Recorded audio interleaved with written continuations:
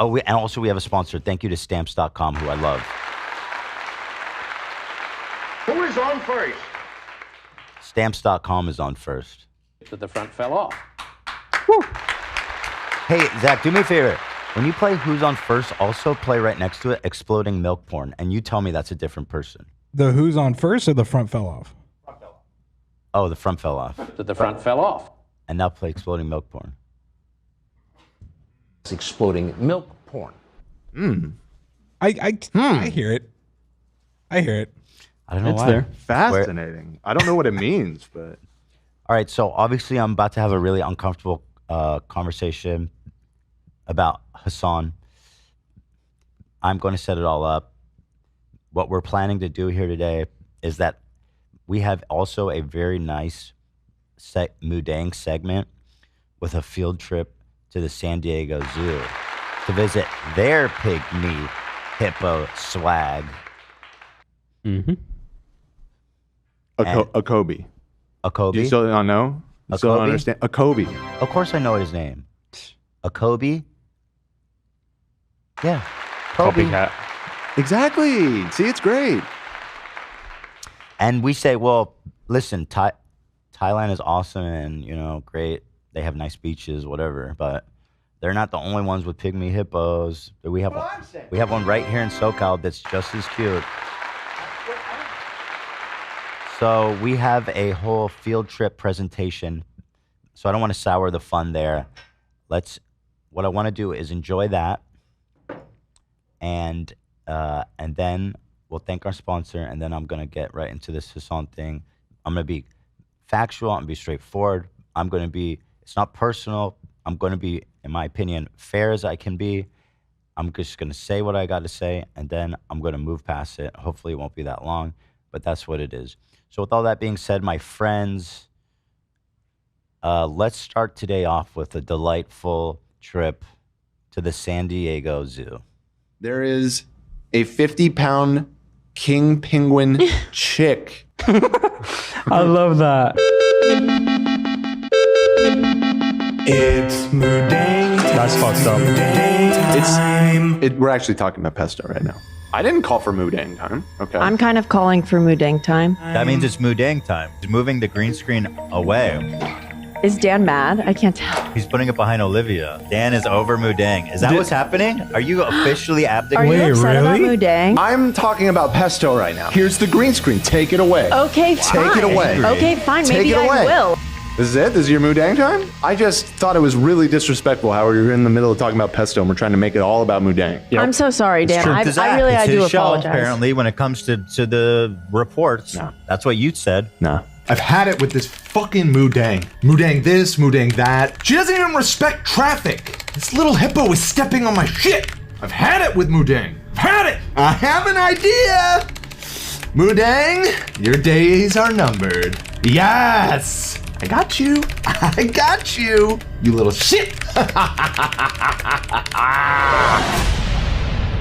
So I got the text from Dan, meet here. He said urgent. He used the siren emoji. He said Mudang is in town. I got the merch. You're looking good. We got the merch. We love Mudang. I'm so excited!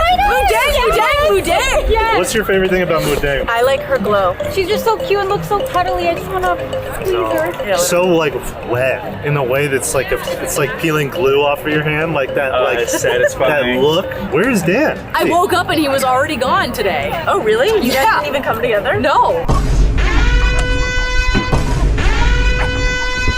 Whoa. What's up, guys? Whoa. Thank you so much for coming. Where's your Mudang shirt? I hate to break this to you guys, but I kind of brought you here under a little bit of minor false pretenses. Mudang isn't here.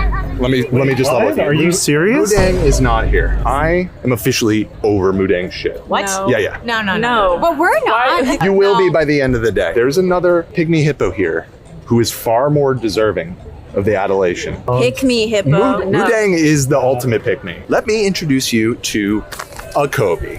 It's your new best friend. Mudang has that special like baby glow. What? It's literally, it's neon pink. It's so cute. What is this? Did you make this? Listen, how to get a Kobe to number one. Create a hippo playlist on repeat with the Kobe videos only. Don't mute the videos. Let it play while you sleep. Tweet videos of a Kobe. Use multiple accounts if you can. Post your Kobe fan cams to TikTok and Instagram. Use hashtags. Isn't that what Andrew Tate did with his clips? Yeah, if you don't think that the entire Mudang thing was astroturfed, I got a bridge I can sell you. Mudang's an Yes, industry of course. It's a huge industry plan. You all are going to be passing these out today. We don't even know this person's thing. I'm not doing this shit. Who the? I'm here for drove 3 Mudang. hours. I didn't come here to work. Listen. I'm not doing that shit. I understand and I hear your concerns. I appreciate everything that you guys are saying. No. I'll see you guys on Monday. You're gonna want to hear. See you. You're gonna want to hear this. I am the boss, and if you don't all do this, you're fired. Thank you so much. You guys are great. You guys are the best team in business. I love you. All right, let's go. What the fuck is wrong with him? I don't know. I've never seen him like this. Oh my god, I can get face paint. Oh my god. No. We don't have time for any of this. We don't have any time. time. Listen, you can do it. You can't call it Mudang though. Just call it a Kobe face paint. I think that they'll know what I mean when I say I want to look like Mudang. They have no idea who Mudang is. Mudang lives in Thailand. We are in San Diego. Mudang is Mudang is worldwide. famous. Mudang is global. Get it over with. Okay, yeah. Just don't call it Mudang. Thank you. God. I want the happy hippo and then maybe like a cute little design on the side. Yeah, I just definitely want to look beautiful. So Dan, my sunscreen was $18. Do I just Venmo request you, or Why don't you get Mudang to pay for it, huh? Why don't you get fucking Mudang to pay for it?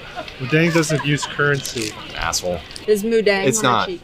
It's not. That's Mudang. I don't know what it is about today. Everybody's been getting hippos. It's because of Mudang. Oh, that's right. That cute little yeah. Of course you've heard of her. You don't need to worry about Mudang. You actually have a pygmy hippo here named a Kobe that's even cuter than Mudang. We have a baby hippo. You didn't know that? You work here. I didn't know that. That's actually my main goal here today, is to spread the word. I look just like Mudang. I'm so beautiful. You don't look like Mudang. You look like a Kobe. It's Dan? the same thing. Jesus Christ, dude. What the hell? Oh my god. Why did Messed up. He said he didn't hear me. I said I wanted the same thing. You look great. Why does no one? Am I speaking a different language? No one understands me. You're kind of giving JoJo Siwa. Thank you, Allie. Dan, there's monkeys. Bring it. Yeah. There's monkeys. Baby lizard. What are you guys looking at? Oh my god. The iguana in here. You see him? No. Right there. Where? Right there.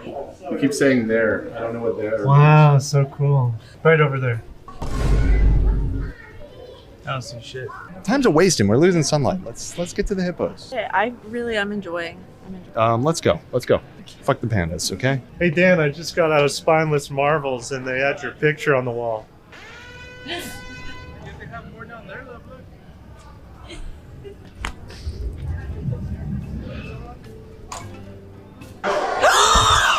Oh my god. Are those roaches? They are. They're hissing cockroaches. Oh, that's even worse. You know who isn't gross and doesn't hiss? Has probably never hissed in his entire life? Mudang. A Kobe. We'll see about that. Yeah, we will. Heard that one before. Where is a Kobe? We've been here for like 2 hours and I cannot figure out this map. It's like cartoony, it's meant to be fun. Maps are utilitarian. They have a reason to exist and it's to be able to locate things. You need to calm down. I'm not gonna calm down until we find a Kobe. If you're gonna act like that, do it single. Come on. They gave me a hot dog that doesn't fit on the bun. Was everybody here just messing with me today? What is this? I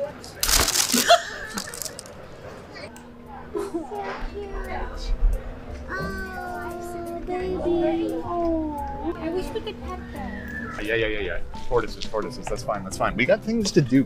Come on. Let's go. Come on. Dude, it's just a tortoise. It's literally just a tortoise.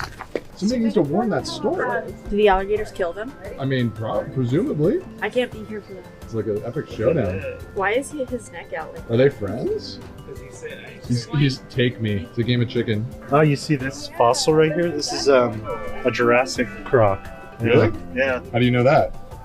It represents an ancient crocodilian.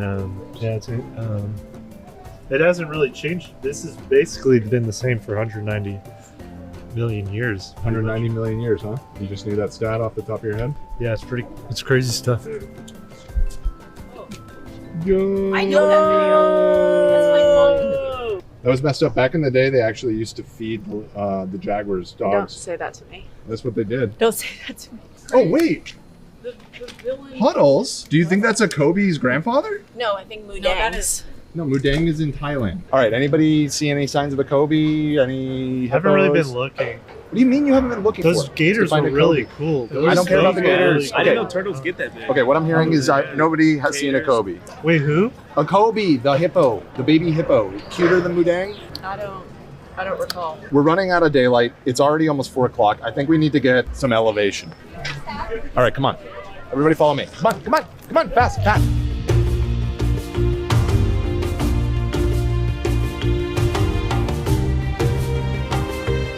Oh, this is so cool. Wait, that's where the plushies were that you were talking about. We're looking for a Kobe. So please, if you could just concentrate for a minute. You're the one whose job it is to find a Kobe. I'm politely asking for assistance that you fucking look for a Kobe. Okay, my eyes are peeled Yes. for the hippo. Thank you. That's all I'm asking. Have you all seen a Kobe? Seen a Kobe? Hey, have you seen a Kobe? Oh, it's empty. Seen a Kobe? Dan, you're just like embarrassing us just a little bit. This whole Ethan versus Dan thing is really starting to become a pain in the ass. The weather report and the traffic. A few months ago, I'm up in the air on a helicopter. Now I'm on this shaky ass sky rail. More shakes, more comfortable, I feel. To us, this is normal. True. I feel kind of stable out here. Yeah, actually. it like Not balances out. Well said. Olivia, come here. I'm coming. You're Don't shift the weight. Don't shift the weight. You're heavier than you just called me fat. That's like Titanic. It's just like Titanic. Dan, it's just do Titanic. I'm busy. I'm You're looking Titanic. for a Kobe. Dan, come here. Oh, It's Hippo Trail. Mudang time, baby. No. It's a Kobe time. But yes, this is exciting. We're on the right track. Mudang So- time, baby. It's not Mudang time. It is a Kobe time. Dan, Yeah. I would take a picture of that and put it on the subreddit and say this looks just like Dan. Are you serious? In like a good way. You are the GOAT. At least it used to be before you made us come on this that thing dumbass trip. Allie just told me that I reminded her of the animal before, and it was the nicest thing I've ever heard. I thought maybe you would enjoy the The compliment. pigs over there? No, the beautiful gazelle. The gazelle. Oh, the Did you just gazelle. call me fat again? I didn't mean to. have to The stop. last animal we were at was 2 pigs. strikes. Guess what? You're almost out. Those were literally pigs. We just came from the pigs. Call me fat one more time. Jesus Christ. I see liquid. We're closing in on Kobe. Kobe's here. A Kobe. Yo, it's Mudang. They have a Mudang That's not Mudang. No. Wow. Listen, this is a Mudang great statue. sign. They built that quick. Mudang's like just a baby. They built this whole thing. This That's is that. literally, She's iconic though. this is a statue of an adult hippopotamus. Mudang, no problem. It's Mudang. This It's is not Mudang. Mudang. It's Mudang. It's not Look at Mudang. Mudang. Wow. It's not even a Kobe. It's literally just. I'm Mudang. I'm a baby. Mudang and a Kobe. Neither of those are a Mudang, or a Kobe. They don't Mudang. look anything alike. They literally don't This, look I guess anything this is a Kobe. It must be. alike. No, that's an adult hippo. You mean ugly? Yeah. Did you just say adult hippos are ugly? They're much uglier than the babies. That's a Kobe. I've been trying to tell you guys about a Kobe. Look, it's really cute. Oh my god, a Kobe's that's cute and that little. A Kobe is that cute and that little. Okay, I don't know I'm why you guys are excited. trolling me out. Yes, thank you. Thank Okay, you. A I little love- bit of excitement. We're gonna go meet a Kobe right now. So Baby we can get hippo. the word out that a Kobe is better than Mudang. I didn't say all that. The thrill of the hunt. I can sense him. A Kobe. My spirit animal. Twin flame. Hippo hope runs strong here, but I can make it even stronger. Spread the good word. If I can just locate the golden calf. The promised one to topple the Mudang dynasty. He is close. We're in the endgame now. No, okay, we're here. We're here. Lock in, everyone. Lock the fuck in. So a Kobe better than Mudang. Do we understand? We in agreement? Yeah, for the next 20 minutes. Yeah, if I could go home after this. Okay, 20 minutes. Give me 20 minutes. Let's go. There it is. There it is. Where? In the water. Wait, that's a Kobe? That's a Kobe. That's not a baby. It's not a cute little baby pushy. The baby is 4 years old. The baby's name is a Mashli. Oh, A it's not Mashli? even. Yeah. Wait, where's the Kobe? That we don't have in a Kobe. We have an okapi. Okabi. Okapi is the animal behind the. Oh, awesome. The giraffe. That's Mudang. She's so cute. Adorable. I know, she's so Thank fierce. Yeah. You're a little bit wrong, Dan. You were saying? You're just a little bit wrong. Yeah, a little bit wrong. Can we be Team Mudang again? We never left. All right, listen, it doesn't matter that it's a little bit bigger than we expected. What matters is that we do the job that we came here to do. I need footage for fan cam. So everybody, phones out. Get your phone out. You two, over there. Olivia, Allie, over there. I can't even see anything. I don't know why he's making me get this angle. It's literally just ass. Just full on ass. Here you go, Dan. Sicko. Not even the staff knows a Kobe exists. He's like a ghost in the machine. Are you not recorded yet? I took it like a Let photo. me see what you sent. That's you. This is you. The fan cam is of a Kobe, not Olivia Lopes. I like my fan cam. This is the Look, ugliest what is video. this framing? Yes, I agree. It's the ugliest. Get over here. Well, I don't want to get the disgusting white slop all over its face. Yeah, what are you even getting in the video? Huh? What? It's sort of like a cinematic thing. Yeah, but it doesn't have a Kobe. Oh, you know what? 0.5, and then you do it upside down. That's cool. None of these shots have any hippos. That looks sick. There's no hippos in this shot. And now I'm emerging from the water. That's a tree. Should I airdrop that to you, or Are you not listening? Okay. Nothing you just shot is useful. so Google Drive?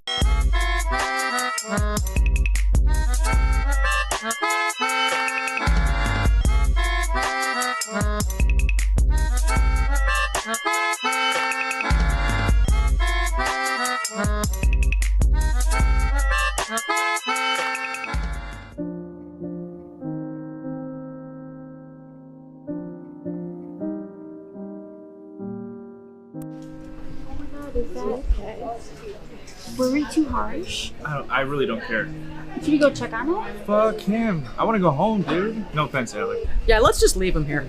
Honestly, I mean, he did drive, so. he also has been an ass all day, low-key. Yeah. Should we just say we like the hippo, and then we can go home? Yeah, should just go up. I don't want to go home to that. So, like, let's just be nice about it. I think he's crying. I actually really like the hippo. I think it's really, really, like big, and I think that's crazy. I like it too.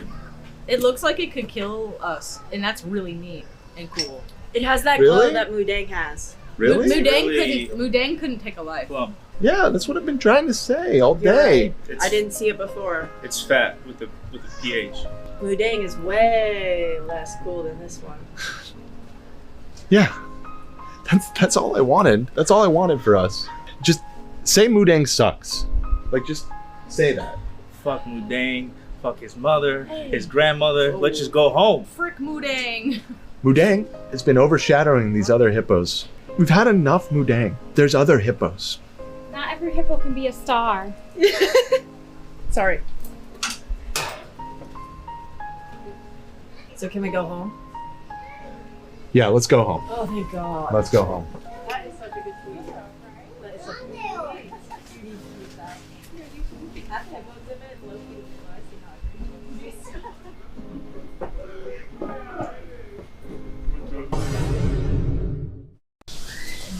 Wait.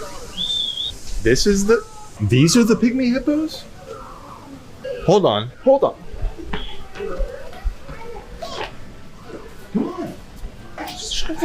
Huge mistake, guys. These are the pygmy hippos. Right there. A Kobe. A Kobe. Oh, she is so cute. Yes, you see? I was trying to tell you guys. Look, here she comes. She's swimming through the water. Oh my goodness. That's a Kobe. We gotta start over. Everybody get your phones out. We're doing fan cam.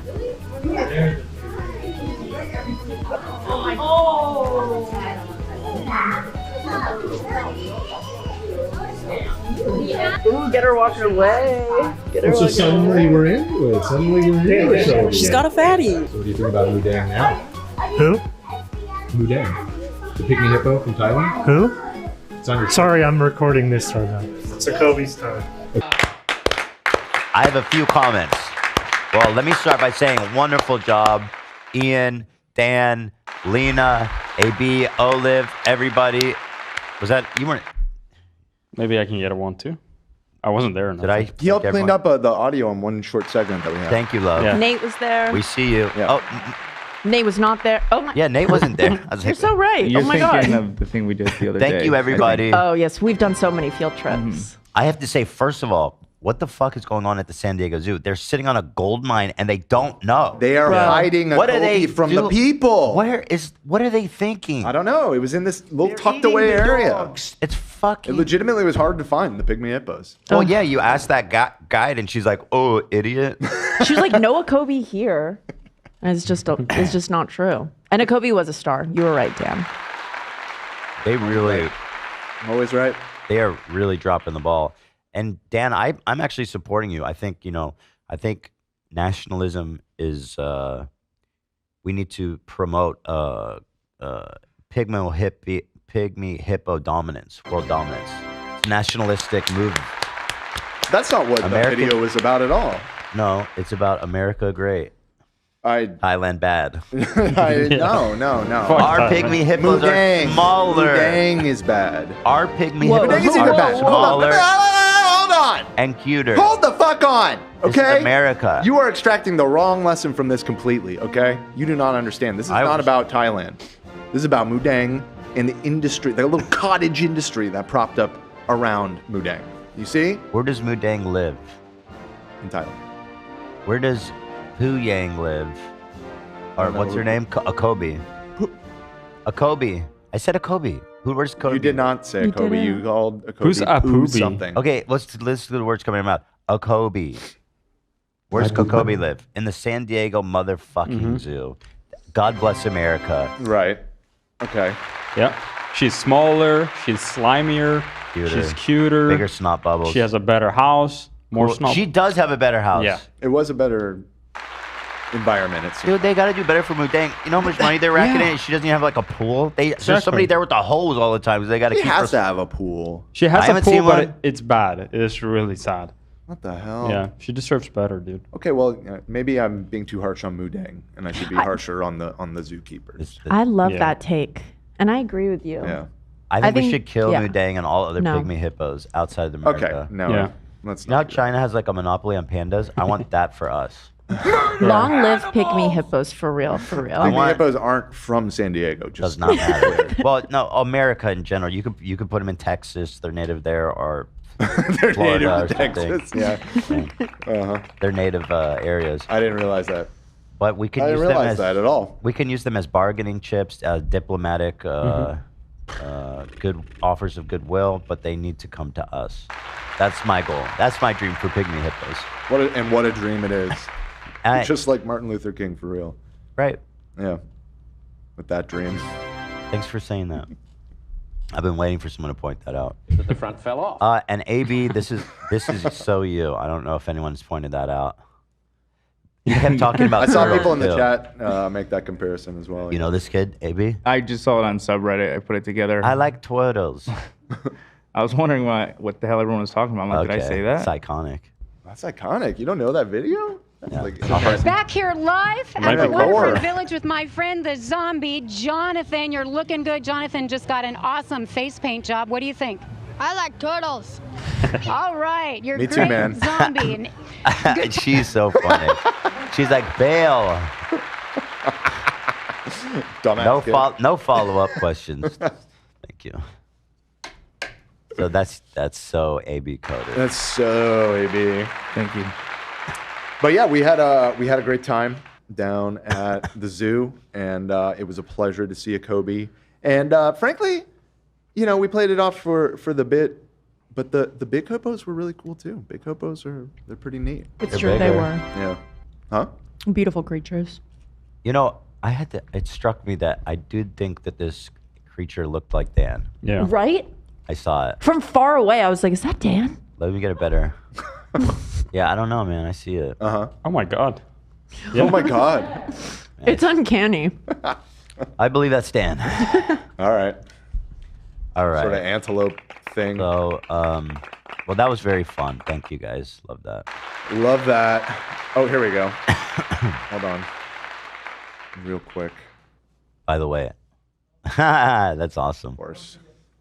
Oh, Oh. you don't see it? 1 second. 1 second. We got it. And there it is. Wow. So with the wait. Amazing. By the way, I'm committed to this thing. I've noticed. Even is hitting that headband, and honestly, looks This is me great. now. This is who I am. I ordered you a Nike one, like the ones Casey used to wear. It was awesome. This crap, I need some designer shit. You're hitting like the one with the prongs. I love that, and it gathers hair, and it makes you look so beautiful. Honestly, because I want to grow my hair out. Everybody says, "Oh, grow your hair out." This says, "Oh, grow your hair out." So I'm doing it, but like I'm not gonna be like when I was in middle school and just have like this. I'm trying to look, an adult. What if you Jojo Siwa yourself? Because she's cornrows. Famously, she's famously putting her hair back so often, and her hairline is like pulled back because of it. You think so? That's why. And I think KSI did the same thing. Oh, you think he pulled his hair? Like no, he always has in a bun. Forehead is made of like clay. I think it's like, I don't know. Maybe I'm just spewing misinfo, but I think it's a real Be thing. easy on your forehead, people. Yeah. You never know where it's gonna end up. They even say beanies and stuff can make balding, which explains my. What can make balding? Beanies. Is that true? Yeah, I think People always said don't wear a hat; it makes you bald. But I felt like that was always a wives' tale. I read it on the internet. It has to be true. Let's Was it maybe ask- like the friction or something? Is I mean, good? Let's ask the boss. My theory is this: it's something that like back in the day they would tell people because they thought wearing a ball cap was rude, and so they would just lie to them to try to get them to look presentable. Nah, I think it's true. GPT says it's a common myth, but it lacks scientific support. It's a vibe, though. Wear your determined beanies, by guys. genetics, hormones, and other factors like age or medical conditions. That's bullshit. And I believe it. Well, you're not old, but Yeah. and you don't have medical conditions. Yeah. I think you're just balding. Maybe it's like a self-fulfilling prophecy because people balding wear hats. That would make sense. It's a vicious cycle. So See? Yeah. there is something called traction alopecia, which is a type of hair loss that occurs when your hair is repeatedly pulled back. Like Ethan's doing. Yeah. So yeah, No, it's not that's a that good tight. theory. It's not that tight, you guys. It's not pulled back. No, and also the wire headband would never allow for that type of tension. Exactly. Yeah. Just putting it out there. Be warned. Be careful. Don't get that shit too tight. Yeah, with KSI's hairline. I'm warning you. What, Nate? Your mic is not working. Oh. There you go. Oh, there you go. I will say that growing up, I rarely wore hats and beanies, and I have a nice head of hair. Well, do you now? Yeah, but what about your family? How nice They of must you to all be- offer that information, Nate. Yeah, thank you, bro. I wear hats all the time. My hair's still the same. Oh, great. I mean, I wore hats. Nate, you have a great head of hair, but Thank you. does that not run in your family? I don't think I have anybody balding in my family now. Well, that's why. It's not the hat.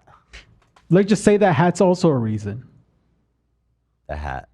I'll say this: hats make your hair last longer because it protects it from the sun. Putting that out there. My hair gets more white on the summer because the sun is bleaching it. You have such beautiful blonde Thank you. hair. It really is, Thank you. I really appreciate really that. Wonderful natural blonde. But since I don't go out as much as when I did when I was a kid, it gets dark. Fucking All sucks. right, so thank you guys. Thank you. We're putting off the inevitable. We're Whatever do you procrastinating. mean? So first, let me thank our sponsor, Stamps.com, who we love.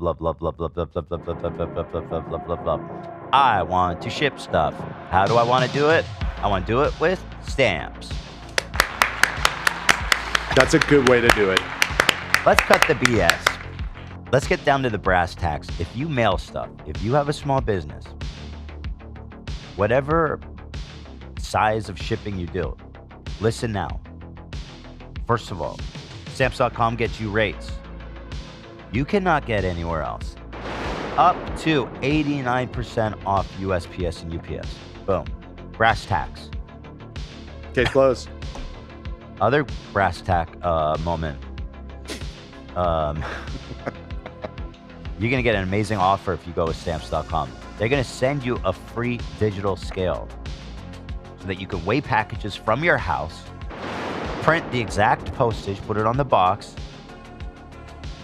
and then leave it at your door for the ultimate convenience. We're talking money saving and time saving. It truly is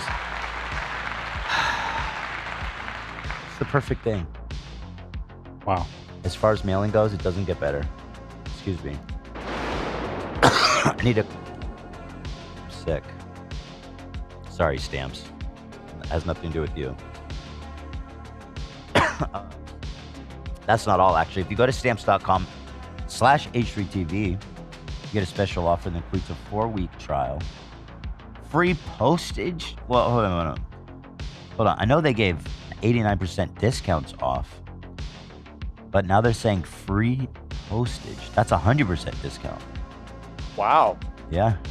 And a free digital scale. There's no long-term commitments or contracts. This is the real deal, guys. Go to stamps.com/H3TV. You know, they work with over 1 million businesses.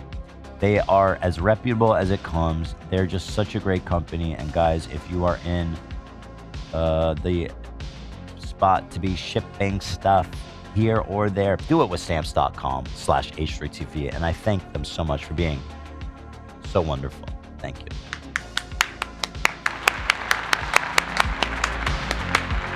Shout out Stamps. Love them. Big up. They really are terrific. All right. By the way, we were supposed to have this shirt.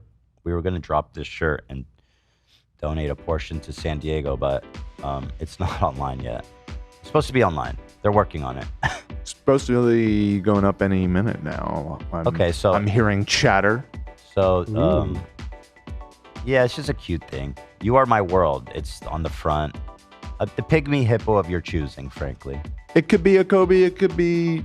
Let's be honest. It's Mudang, but that's okay. Why? Why do you think it's Mudang? Because it looks just like Mudang. I know my. Do you think all pygmy hippos look the same? I don't know, bro. I'm not sure that's racist. Against hippos, maybe a little bit, just a little bit. That's crazy, Dan. That's wait. What is this? Hold on. It's kind of a vibe. I don't know.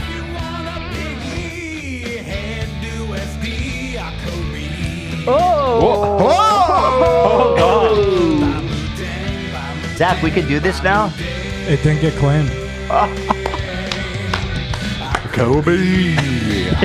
Oh, wow. Yeah, everybody's sing along. The parody songs are back. I love it.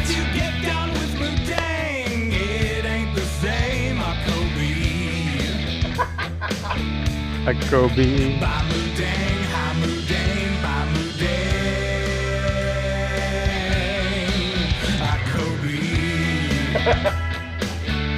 I'll tell you what, nobody's making a Kobe beef out of my Kobe. No. Won't allow it. Zach, fantastic. The parody songs that we used to do are so fun, and they got claimed, but we figured it out. I'm cooking up something for next week. I won't say what. But I am so thrilled. At this rate, we're gonna have to put out a Christmas album. I think that'd be an awesome idea. iTunes? Yeah, man. I know people have been wanting them to like listen, unironically. And there's so You many. gotta do a studio version of your freestyle the other day. Oh, dude, that'd be reenact it. Your rabbi rap. Dude. And we have so many great ones we can throw on there that people have just not heard. Yeah. There's EP and Ian. Yeah, there's. I'm free flowing. I'm cooking up some ideas for next week. So wow, we shall see. Yes.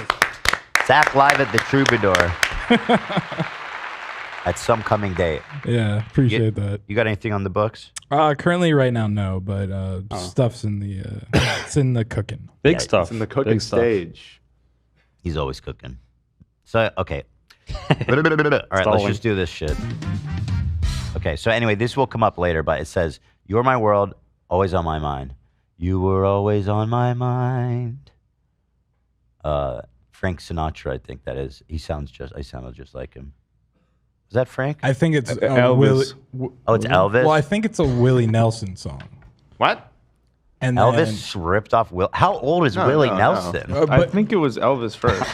Wait, I know Willie Nelson's old, but what the fuck? Yeah. But the famous one is the Pet Shop Boys did a version of that. Always on my mind. Who made original? That would be Johnny Christopher. Who the fuck is this idiot? It was written by Wayne Carson, Johnny Christopher, and Mark James. Who the fuck are these idiots? How did Elvis get his hands on that? He always did shit like that. A bunch of Elvis songs were other people's songs. Were stolen? That's one way of looking at it. I don't like Elvis. All right, guys, please, we're procrastinating. Okay. Just a little bit more. Okay, here's my goal with this.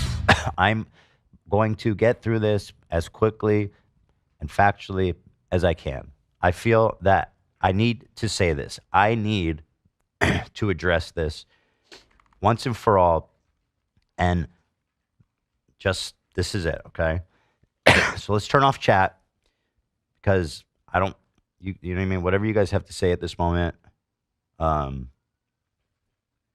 don't know. I don't want it to be toxic. That's it. That's why I'm turning it off. All right. As I said, I'm going to be quick and factual. There's no fluff. I want to get through it as fast as I can. This is not something you're interested in. Obviously, I understand. I would suggest you refer to timestamps or catch our Friday show if you don't want to watch this. Totally understand. Before I begin, I would like to address a couple of points that I know will be brought up. One that I hear a lot: why don't you talk to Hasan about this privately? I did text him a couple of weeks ago after I saw the clip of him saying that he had no problem with Hezbollah. I texted him that I thought it was pretty disappointing and disturbing the way that he was. I'm on no sleep, sorry. What's the word? He was hyping up Hezbollah. And granted, when I texted him that, I said, you don't have to respond to me. I totally understand because it's unsolicited, criticism. I get it. But I was kind of hoping to open the door to a more personal conversation. He did not reply, which I took as basically just like we're on the opposite sides of this issue and talking isn't going to really help, which I get. And I agree. That's probably where we're at, unfortunately. But I did try. And again, not to blame him because I said you don't have to respond, just so you know. I felt I needed to tell you this. So it's not like that's what happened. Okay. And in fact, we haven't spoken in a few months. We've spoken very little since the show ended. Obviously, this is what I don't like. I've been taking these stupid little pot shots at him and Instagram stories and stuff. Something happened over the past few days that really fucking set me off and made me get kind of just determined to finally just do this once and for all. So obviously things have gotten more strained between us as time has gone by. And after some recent events, which I'll get into, I find it impossible not to say anything. People don't need to speculate about our relationship, about our opinions about each other. I just want to address it now openly, bluntly. As a person, as a friend, I respect Hasan. I don't think you need to choose between us. It's not like that. In fact, it's not personal at all. I am seeing a concerning rise in anti-Semitism and a normalization of it in a way that I don't think Hasan is anti-Semitic, but I do think that stuff he does contributes to it. Well, and I know that's a big claim. However, I hope that you will watch this through. I believe it's well supported, and I feel that it will be persuasive if you listen to what I'm saying. So please at least give me the due. Give me your ears for a moment to hear me out. And feel free to disagree with me all you want. But yeah, but again, it's not. I mean, Hasan can do better. He can conduct himself better, in my opinion. It's possible that we could be friends again down the line. Or not that we stop being friends, but we could be friendly again or more on talking terms. I don't know, down the line. But at the moment, he is the lead. He's kind of the most prominent voice on this issue. So it's not personal. It's literally just addressing where this is all coming from. Another comment that I read all the time that I want to address up front, and it's kind of the heart of all the problems that I'm having here, is that I hear all the time. In fact, this was the top comment on a thread on our subreddit, is that with all the terrible things happening in Gaza, I can't bring myself to care about anti-Semitism. which I understand the sentiment, right? There are terrible things happening in Gaza. However, these are the people who are nonstop trying to convince everybody that Zionism is not Judaism and convince themselves that we don't hate Jews, we just hate Zionists. So when I complain about anti-Semitism, why is it that it always goes back to Israel? It seems that they're the ones that are confused about Zionism and Judaism. Because again, if I'm complaining about anti-Semitism, what does that have to do with Gaza, or what does that have to do with Gaza? You know what I mean? Apparently, according to them, nothing, if they're not related. This is a confusion that is at the root of the problem I'm having of contributing and rising anti-Semitism that I'm seeing, is this usage of the word Zionism, which is basically become a catch-all. It doesn't mean much, and it has a whole spectrum of meaning. As I'll show, it can mean, like, if you look at a leftist Israeli, you ask them what Zionism is, they'll tell you, a lot of people tell you it's Western expansion, like settler expansionism, right? And they say, oh, I'm anti-Zionist, I'm against that.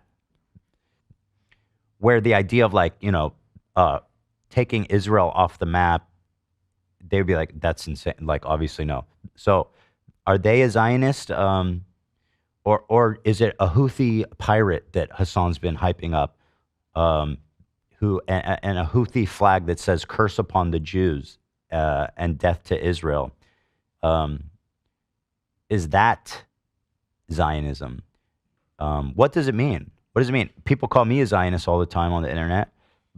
To what extent does it? The extent of my Zionism is this: do I think Israel should be wiped off the map? No.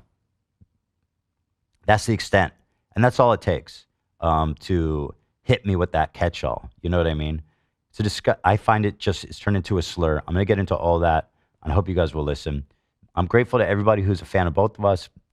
I hope you will not take this personally. It's completely reasonable to be a fan of both of us, and I'm grateful that you're able to put aside whatever perceived differences we've had and able to enjoy both of us.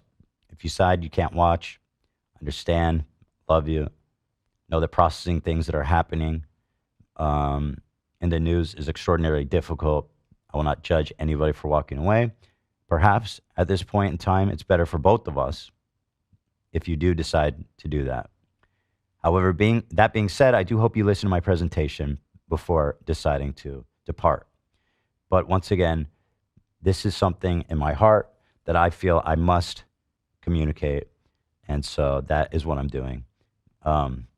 And I also want to say to everyone who's expressed their support to me over the past 2 days, I am extremely grateful. Thank you. There was a point when I felt like literally nobody supported me, and it was just my own community was like, I felt gaslighting me and just completely shitting on my beliefs. However, there was a very hopeful push towards some more healthy discourse that I felt encouraged by, and I want to thank the people that who did that, and so thank you. Yeah. Also, I want to say to Hasan that I appreciate all the times you've defended me from your community. I know I'm not one to hold someone responsible for what their fans do, as you probably know that, you know, our audience does crazy shit. However, I do think that while you tell everybody to, you know, leave me alone or whatever it is you say, that your rhetoric, your tone, the way you carry yourself on this topic is the reason why I'm being harassed by so many people online, a large part of your audience. So let's start from the beginning. Here's an album of the stories, just to catch you guys up to date. This started with this tweet I saw. By the way, I pulled this last night to see where it was at. When I posted it, it had like 30,000 likes. It says 90,000 likes, 2 million views. I never heard of this guy, it's from, first of all, Comrade Casey. Yeah, that Comrade Casey, the guy who is a fucking absolute creepy weirdo who was posting Hamas simping shit via love. It was so weird. This dude. Anyway, you guys remember that whole thing. he typed in and said, please stop talking about me. And well, continue to talk about me. Very good. And again, I'd also like to wonder, what the fuck is it exactly I've said or done to like belong in this image? I know what you're saying, right? What have I done? I continually ask myself, why am I being held up with these group of people? And anyway, Comrade Casey said, I'm assembling a team. This guy, Hasan Kader, said, I hope they commit suicide squad.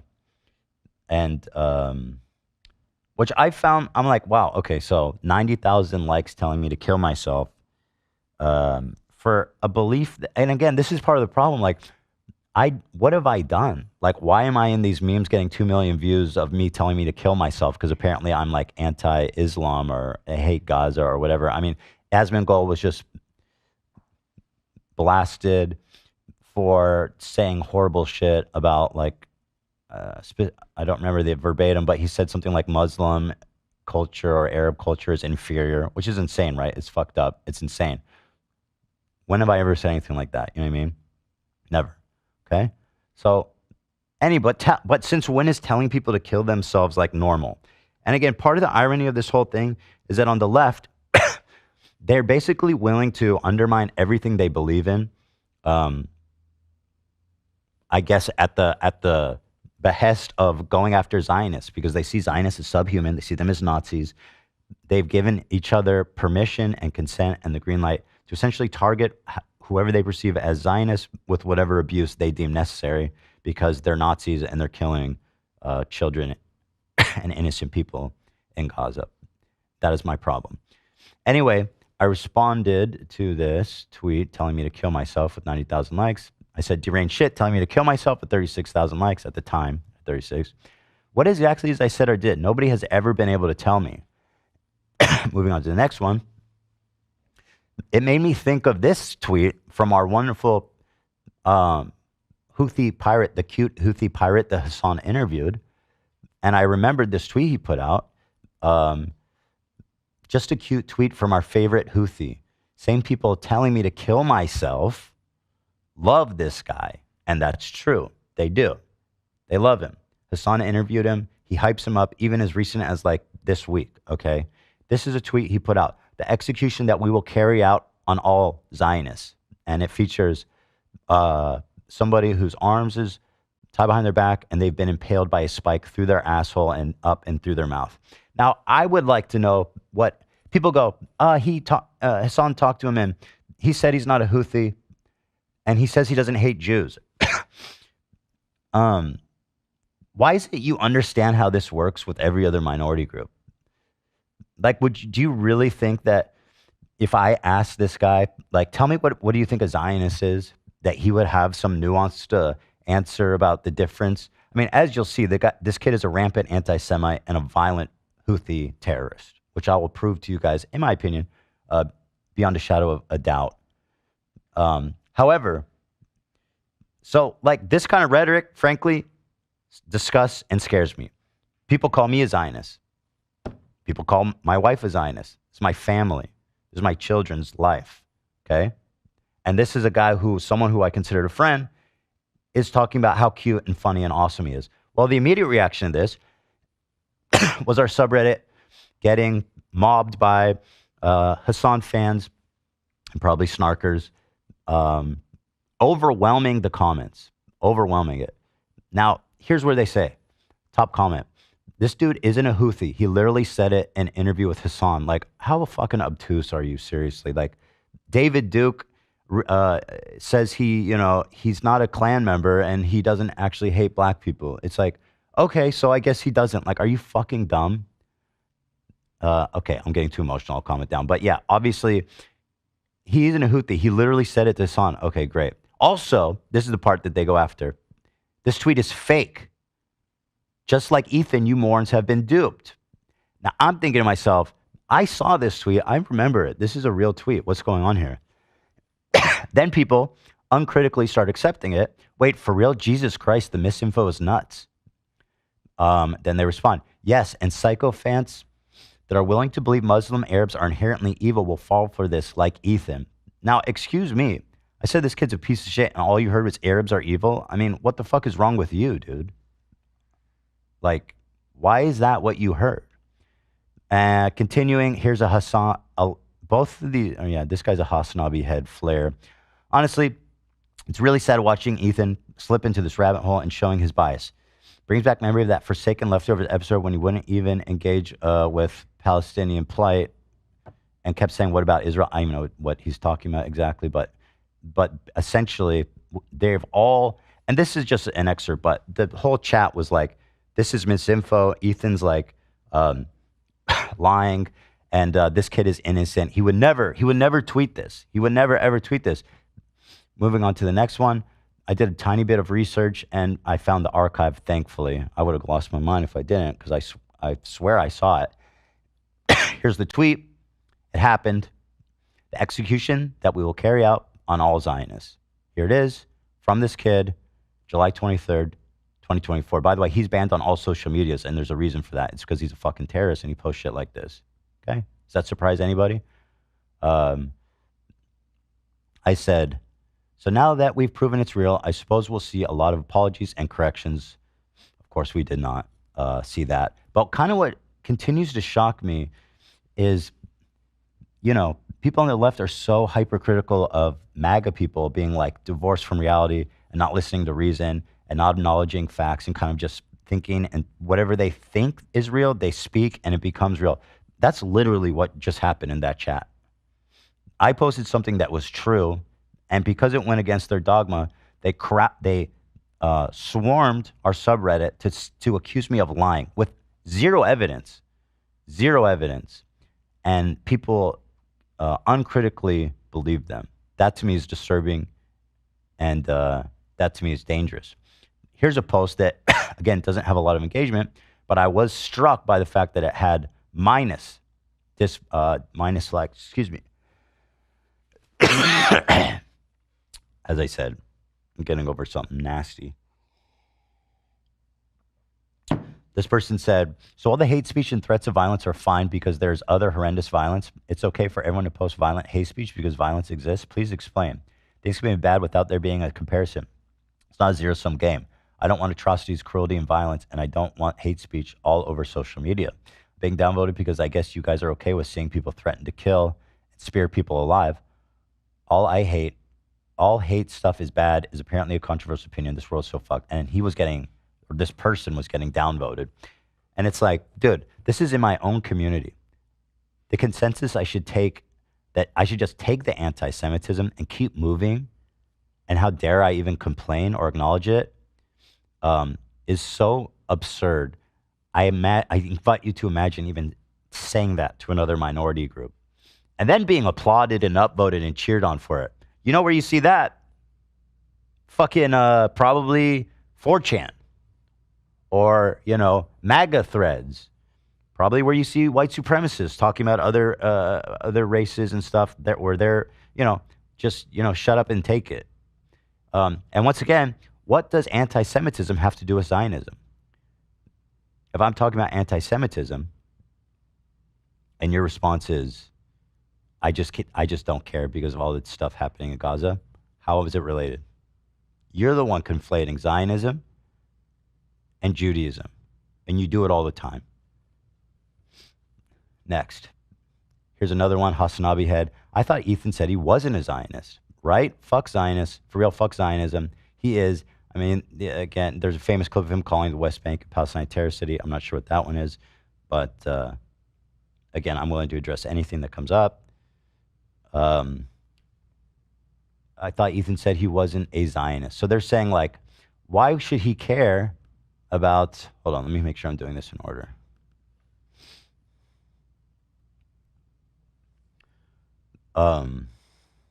So they're saying, in response to the spike, this person being impaled by a spike to death, and him saying, I want to kill all Zionists like this, they say, why should Ethan care? He's not a Zionist.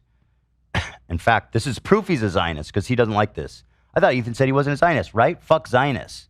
And again, reminder, this is a picture of someone being impaled from their asshole to their mouth. And people are saying, fuck Zionists for real, fuck Zionists. These people are essentially co-signing these threats of violence while calling me a Zionist because I apparently care about people being spiked up the asshole.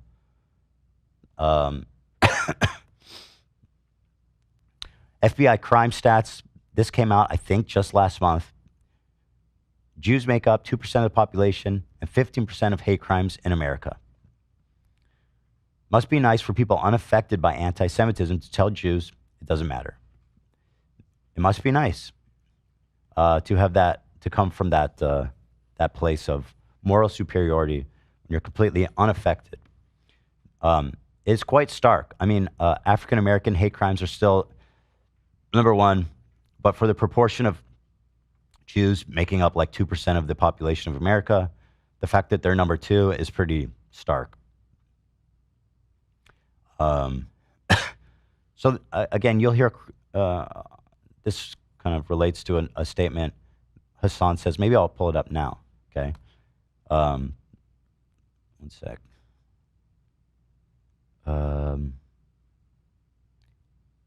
Hasan says 16 in the doc. Here it is. One sec here, guys. 16 in the doc. This relates to this. I think what's crazy about this he's is talking that, like, about honestly, at this point, I don't even remember what me and Frogan were arguing about, but he's basically defending Frogan. Do you remember what happened, Dan? Is Dan there? What happened with Frogan? I literally don't even remember the details of it. You don't want to say. That's fine. You unfollowed her. I say what? You unfollowed her, and then she talked about it in Discord. Is that what he's talking about? Oh, this is from the first one? Yeah. Okay. So then that's what it's about. When I unfollowed her, and then she said I hate Arabs and stuff in Hasan's Discord. And instead of, and this is a mod on his channel, instead of, having a word with her about, what's going on, he actually chastised me. For what? Let's see. Ethan is very frustrated and very emotional in this moment, but doesn't recognize that, like, perhaps a Lebanese woman who's a hijabi in the United States of America could also be very emotional in this exact same moment. You know what I mean? Like, that's what's so... And the reality of the matter is, anti-Semitism is an unacceptable form of bigotry, whereas Islamophobia is a very acceptable form of bigotry. So being the bigger person in this situation, regardless of your feelings... So anyway, and God forbid you actually read the chat. But what I'm hearing, frankly, is that anti-Semitism is not really an issue. And so you shouldn't, your complaints are less equal than Frogan's complaints because Islamophobia is more serious than anti-Semitism. Despite, by the way, the fact that, as I pointed out, in reality, or not the opposite, because there is Islamophobia, but like this claim that anti-Semitism doesn't exist because everybody knows it wrong, as I perceiving it, is absolutely false. I've never seen more open anti-Semitism in my life, my whole life. The way that it's being normalized by the left and the right, and it's being kind of, in a case like this, he's normalizing it. He's normalizing it, he's greenlighting it. Again, FBI stats, Jews are number 2, 2% of the population, 15% of all hate crimes, okay? This is all I'm here. This is what I hear. This to me is it's disgusting. Frankly, it's disgusting. It's a disgusting thing to say in the face of rising anti-Semitism, which once again, apparently has nothing to do with Zionism. Ethan is... So why is it, that like when Stop Asian Hate, that movement happened, when, these terrible hate crimes were happening to Asian people during COVID, of like random acts of violence in New York City and elsewhere, the people like Hasan, excuse me, and left rallied behind them. Nobody said, well, there is a chance China let it out of a lab. So, maybe the problem is that you need to get a hold of China.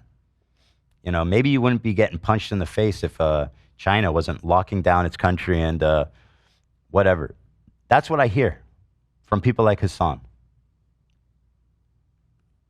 Can I just say real quick, there's a few things I want to say, but I want you to finish. I know you have a lot to get through, so I'd rather say it at the end, but there are a couple things. Okay. Like in response. Okay. And very emotional in this moment, but doesn't recognize that, like, perhaps a Lebanese woman who's a hijabi in the United States of America could also be very emotional in this exact same moment. You know what I mean? Like, that's what's so... And once again, comparing actions, I quietly unfollowed her to avoid any problems. She was posting what I perceived as sympathetic posts, encouraging and glorifying Hamas violence against Israelis. Didn't want to see it? I unfollowed her. She started making a huge scene, and including going into Hasan's community as a moderator and saying, I hate Arabs. The actions are not equal, not even close. The reality of the matter is anti-Semitism is an unacceptable form of bigotry, whereas Islamophobia is a very acceptable form of bigotry. So again, her problem with Islamophobia is worth listening to. It's very real, and we have to listen to her. And frankly, she can't really do anything wrong. It seems like no matter what, because she's emotional, or she's a woman who's wearing a hijabi. He said, I don't know how to say it. Hijabi. Yeah. And so therefore, what? She gets a pass on everything, and I never get to complain about anti-Semitism, even though Jews on a whole, according to FBI stats, there's more hate crimes against Jews than there are at this moment than Arabs or Muslims, according to the FBI stats. Now, I'm not saying it's not important. I'm just saying what he's saying here is factually wrong. It's just an outright lie to make it seem like Jews are complaining about something that doesn't exist, even though they are. And it's a gaslighting campaign that continues to go on. That's my take on that part. Going back. I'm skipping around a little bit, trying to make sense, but we're getting there. If you guys want to look, the whole FBI census was posted recently, the new one, and it's interesting. I mean, check it out if you're interested. But yeah, FBI crime stats on USA, telling people that anti-Semitism doesn't matter must be awesome and nice when literally you don't care. Do you think it's normal? So now the question goes to like, so first they said the tweet was fake about the pike, the killing Zionists with a pike. Okay, that's proven real. But then they say, well, he's not a Houthi pirate. He's just like a cool, awesome Yemenis kid who's kind of just like good kid, Mad City or whatever. Kendrick reference. Not now, Ethan. Do you think it's no? So I'd like to explore that accusation that he is not a Houthi. Okay, let's look at some of the evidence. Here he is with the AK and combat fatigues. Now, in poverty-stricken Yemen, do you think it's possible to get Yemeni? Thank you, Yemeni, not Yemenis. Do you think it's possible, or do you think it's likely to get an AK or an automatic assault rifle in Yemen, poverty-stricken, if you're not affiliated with the Houthis? I mean, Houthis, guns are expensive as fuck, and it's kind of surprising. Dude, and I just continue, dude, there's so much evidence this dude is Jew-hating terrorist. Just say you support the Houthis. Stand on your shit. Again, I respect that. Just say you support the Houthis, which Hasan does, and we'll get to that. But so here he is with a rifle, and again, okay, maybe he found that. I don't know how you get a high-powered rifle in Yemen without being affiliated with the Houthis, living in Houthi territory, but maybe he found it. I don't know. Here he is on top of a boat. Ship, we bombed a ship. This is him on a boat in the sea that was commandeered by Houthis. Here he is. This is a translation that it wouldn't translate for me in the pictures, but feel free to do it. It says, ready to sacrifice, longing for martyrdom, on top of a pirated vessel. Maybe he's talking about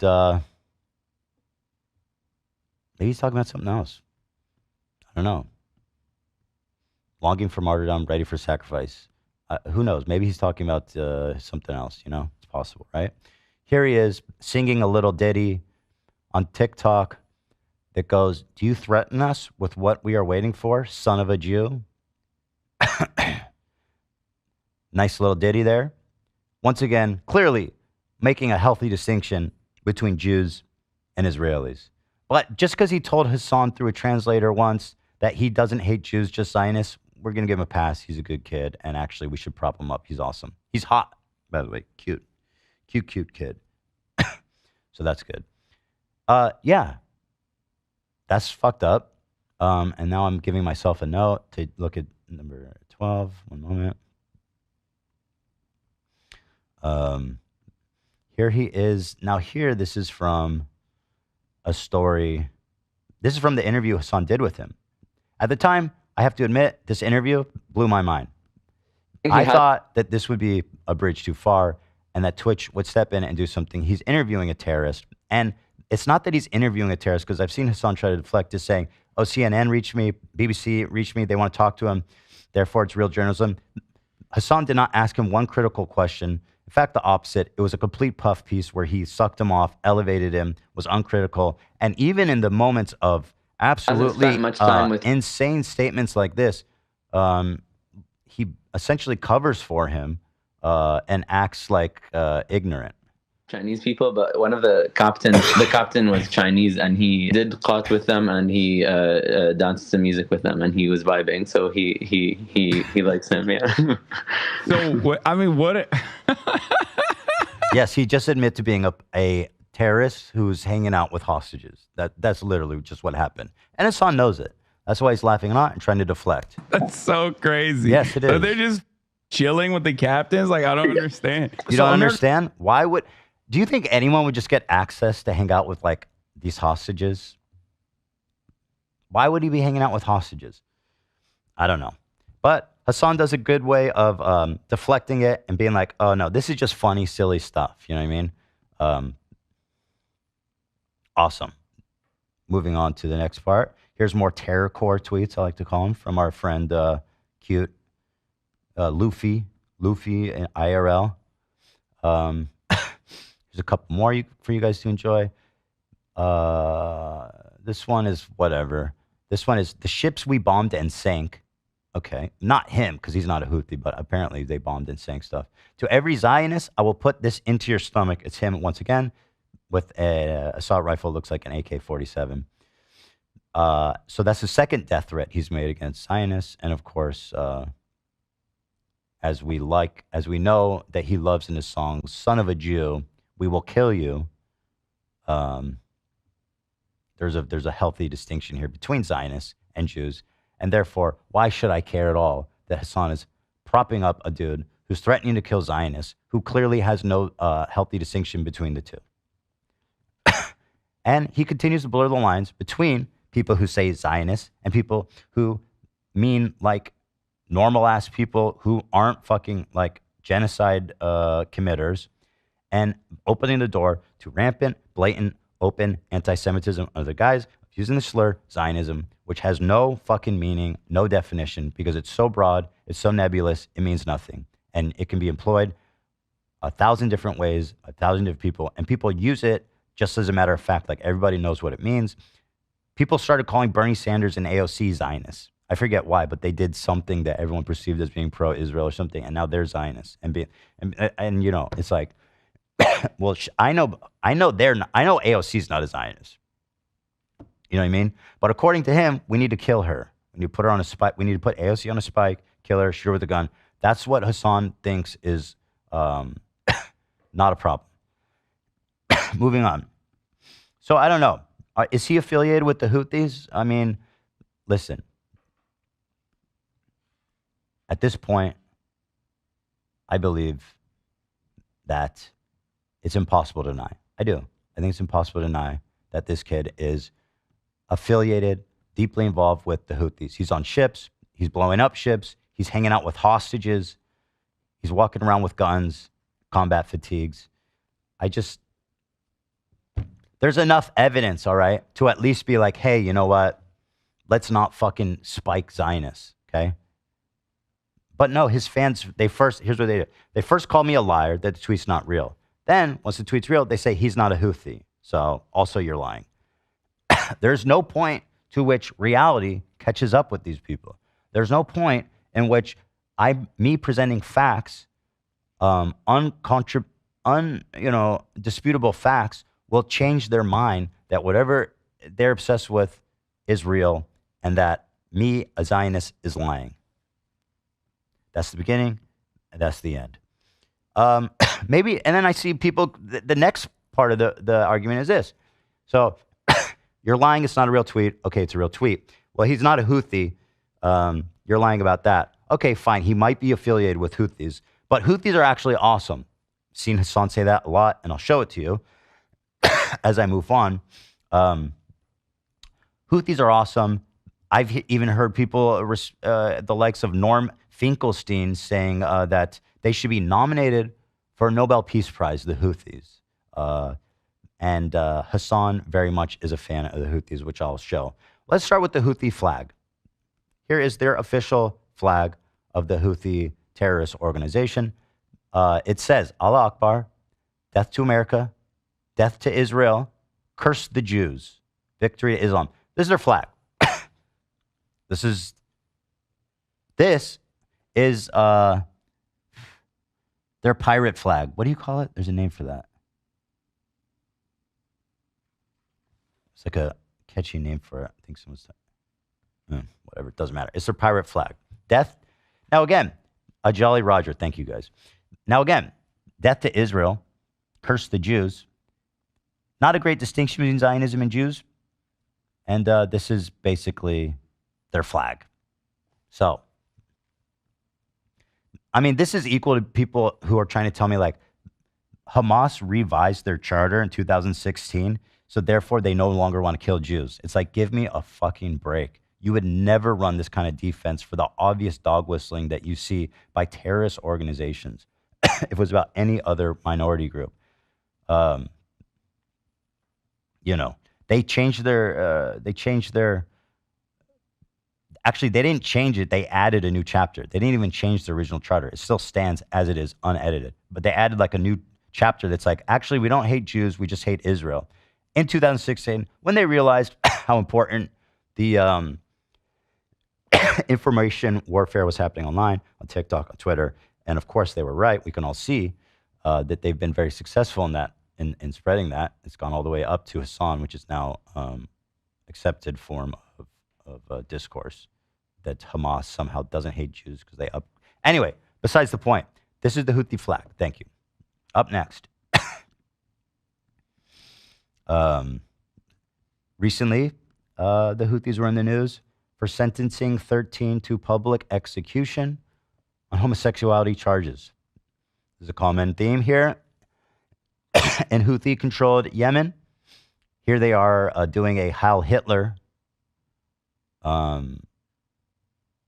Is there any other explanation for this other than just doing Heil Hitler? Taking an oath of allegiance to the Houthis. I mean, it certainly looks like a Heil Hitler, but okay. Maybe they're just maybe it's just a coincidence that the guy in their flag right here that says curse upon the Jews is doing a Heil Hitler. But at any rate, they're executing gay people publicly. That's not cool.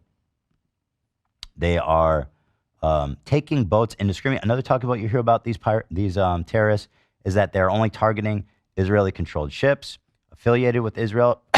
In fact, Houthis are taking boats indiscriminately. They are terrorizing the entire sea there. And once again, a huge number of these ships have nothing to do with Israel.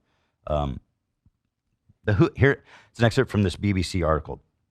The Houthis initially said they were attacking ships connected with Israel or headed to or from there. However, many of the vessels have no connection with Israel. Major shipping companies have stopped using the Red Sea, through which almost 15% of global seaborne trade usually passes, and are using a much longer route around southern Africa instead. So, once again, people run defense for the Houthis, Hasan included, saying, as I'll show you later, that they only target Israel ships. It's not true. Not only that, they board these ships, they take hostages, and then, guess what? They disappear. We don't even know where the fuck they are. They kidnap people. None of them Israeli, by the way. And apparently they hang out and have parties with this cute youth Houthi kid. But other than that, we don't know where they are. We don't know what they want. We don't know if they're alive. And it's just a fun game we like to play with the good guys over at the Houthis. Here's a CNN article about them imprisoning shipping crew hostages indefinitely. Let's take a look here, just for your enjoyment. Hope is fading for imminent return of the international crew of the cargo ship hijacked by Houthis in November. The senior Filipino diplomat saying he does not expect a release date until the war in Gaza is over. Houthi-owned helicopter hijacked the Galaxy cargo ship November 19 in the Red Sea. So yeah, they took these hostages. None of them are Israeli. In fact, I have a rundown of their nationality here. Hostages taken from the Galaxy. Yeah, thank you. The hostages comprise of 17 Filipinos, 2 Bulgarians, 3 Ukrainians, 2 Mexicans, and 1 Romanian. 22 hostages, 0 Israelis, 0 Americans. I mean, even the only European one is Ukrainian. Yeah. And so, what did I say? What did I say? Anyway, what I meant to say, 2 from Bulgaria and 1 from Romania. That's correct. Okay. Yeah. Excuse me. So they've taken a ton of hostages, none of them even relevant to this conflict, and they are holding them indefinitely, and nobody knows what's going on with them, if they're alive, if they're dead, if they're being treated well, if they're being mistreated. It's a mystery. They're probably trying to shake down countries, sell back the hostages, or just, I don't know. But that's what's going on with the great guys over at the Houthis, kidnapping random working class people from random countries. And by the way, may I say that crew is extraordinarily more multinational. I mean, we should be what a global workforce they have there. Ugh, excuse me.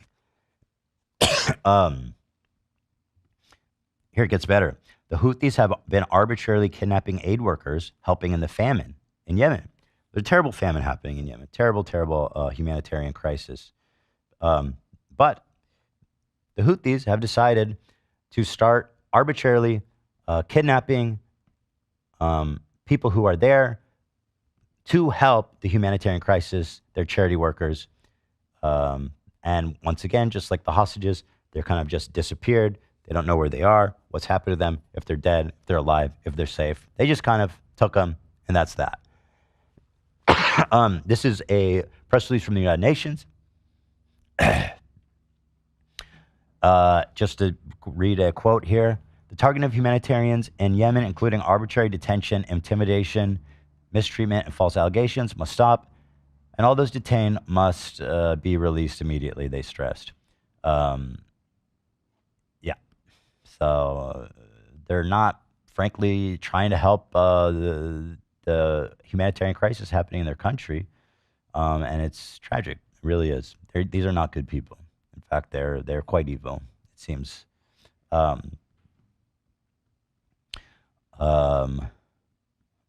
So, with all that being said, I feel like I've established that the Houthis are a terrible group of people. I'm sure there's a million other things I could say about them. But Hasan interviews this kid who is almost certainly affiliated with Houthis and asks him a few hard-hitting questions. Let's take a look at some of them. Okay, this is a stupid question. Okay, you can preface it with that. Does he know what One Piece is? أول شيء بقول لك إنه ممكن هذا السؤال يكون شوي أهبل بس بسألك تعرف شو هو One Piece؟ عمرك سمعت ب One Piece؟ أكيد يعني منذ الطفولة وأنا أشاهد ون بيس لوفي. Luffy? Yeah, he said he's been watching it since he was a kid. No way! Yeah. That's sick. Yes. That's fire. That's so fire. Oh my God. We think the Houthis, Ansar Allah, is doing what Luffy would do. You should tell him that. بقول لك حسن إنه اللي So this is a meme. He's saying the Houthi pirates are like Luffy. Luffy, of course, is this irreverent, fun-loving, happy, lovable character who just wants to experience freedom on the high seas. And it appeals to youth, appeals to young people. And Hasan is working overtime to convince people that this child, who is a terrorist, not child, he's like 20. This kid who's a terrorist is just like Luffy. Now, correct me if I'm wrong. I've only seen halfway through One Piece. So I don't know. But I don't remember Luffy flying this Jolly Roger. Death to America, death to Israel, curse to the Jews. That was not on his Jolly Roger. But once again, there's time. There's time for it to change. Apparently, there's a big tone change in the second half. You know what?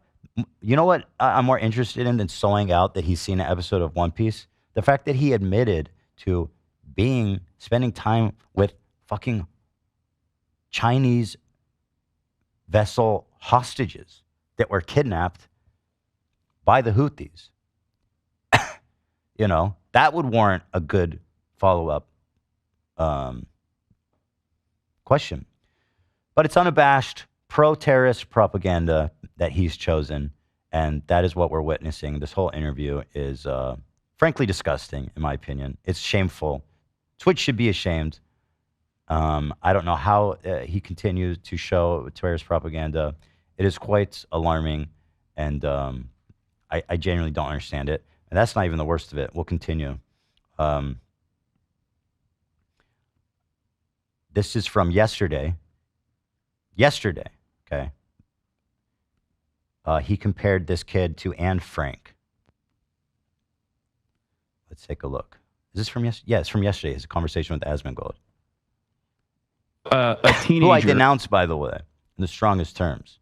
The man said insanely terrible things, accusing Arabs and Muslims of coming from an inferior culture is absolutely pathetic, and something that I deeply disagree and oppose. Okay.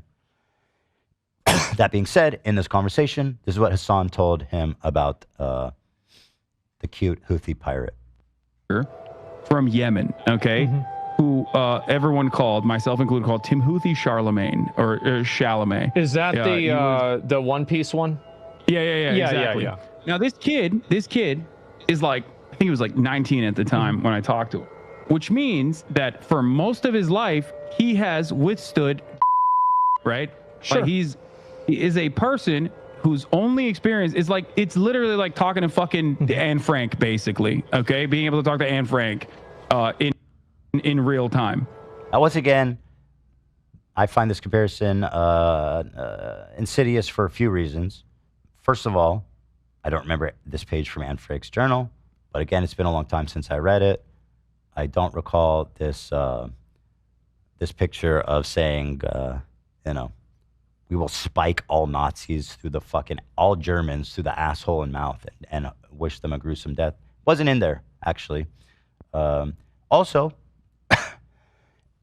I find that conjuring of a Jewish victim of Nazi Holocaust is a intentional play to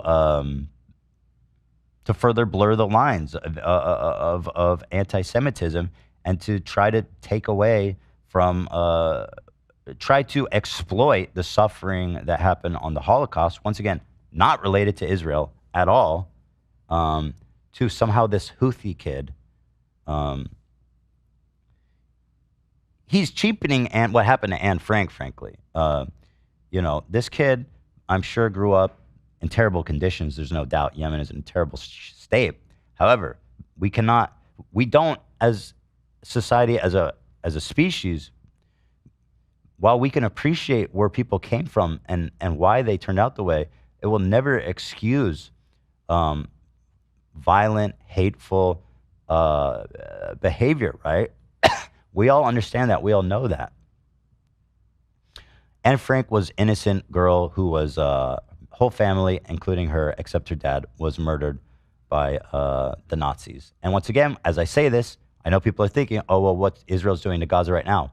Once again, I remind you, people who are trying to convince me and others that Zionism has nothing to do with Israel or nothing to do with Judaism, I would remind you to take a step back and wonder, why is it you're thinking that? Because the Nazi Holocaust has nothing to do with Israel.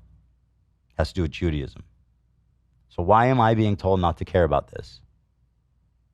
Because of what's happening in Gaza. Make it make sense. Please. I don't get it. Yeah, I found this honestly disgusting. It's vile. And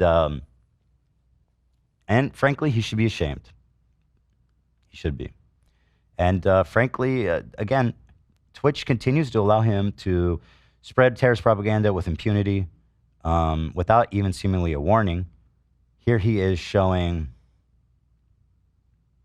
2 weeks ago, this is once again recent, shows Houthi terrorist propaganda video, the kind of stuff that kind of reminds me of like Al-Qaeda and ISIS propaganda videos that they would put out. That's just like, you know, well, I'll show it. Here's Hasan.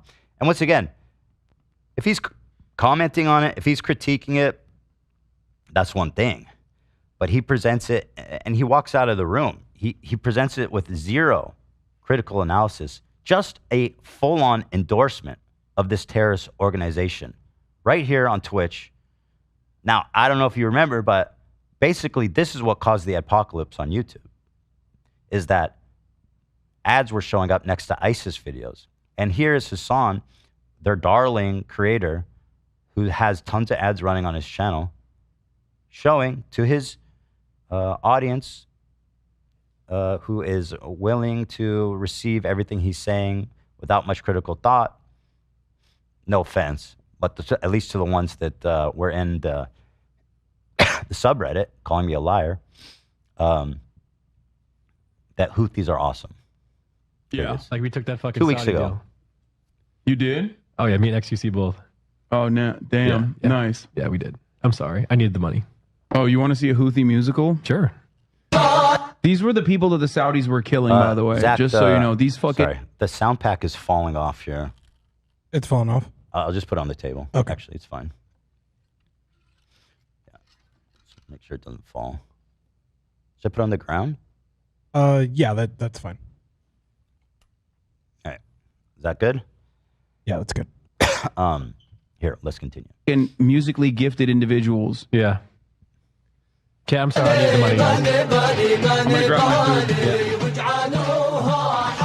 food. Let me read the words for you to enjoy. And once again, I feel that we should throw up. We disavow this video, Nate, because on YouTube, they actually don't allow terrorist propaganda videos to play. And I want to make it very clear that I actually do not condone this. I think these guys are terrorists, and they're dangerous, and this is dangerous propaganda, and I'm watching it for critical reasons. Is it up, Nate? Yeah, throw that up when I watch this, because frankly, I'm risking my ass watching this clip. Yeah, fuck the Houthis. So he introduces it as a fun Houthi musical. Musically gifted individuals. Yeah. Okay, I'm sorry, I need the money, guys. We do not care. We do not care.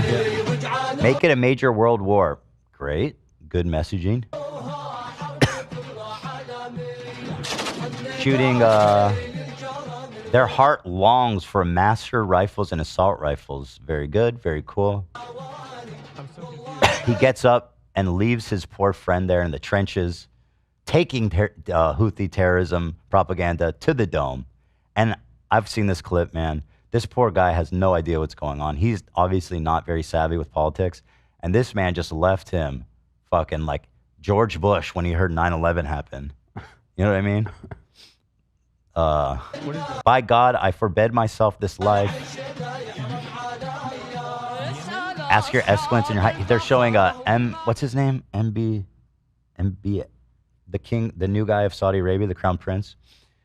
Apparently they want to kill him. There was a war there, and they want to kill him, so that's why they're showing him. MBS? Yeah. Yeah, he's just talking about their military campaigns, and this poor guy, I wish I had this at a higher quality. Let's see.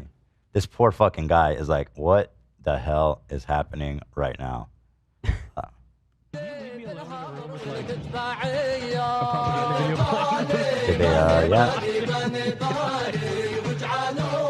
By the way, notice the age of these kids dancing with guns and rifles and the hoot. How old would you say these kids are here? To me, they look 15. Just saying. The Houthis have child soldiers. They recruit them. They encourage them. It's part of their army. And he, Turbo's lifespan, well, he's not even a child soldier at this point. He's like 20.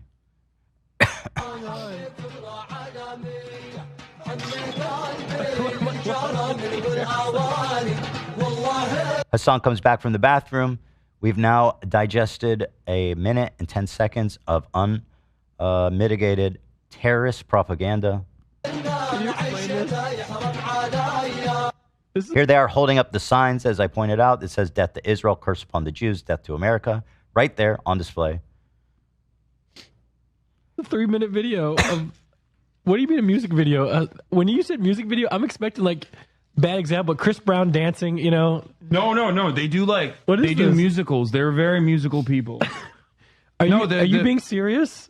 Dog, what do you... Look, you think I made this? This isn't music. I know they're singing, but I'm seeing just guns and shit. This isn't a music video, Hasan. No, it is. They do musicals about like their fucking like their actions all the time. Yeah, that's called terrorist propaganda.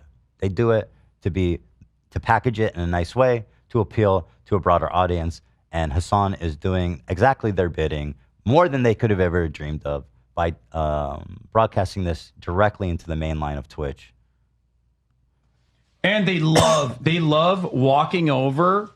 They love walking over like the American flag and the Israeli flag side by side. They will always like march on it. I'm surprised they haven't done it yet. We stormed Al Dude, military, Saudi military style. Again, they're just talking about their military exploits at this point. They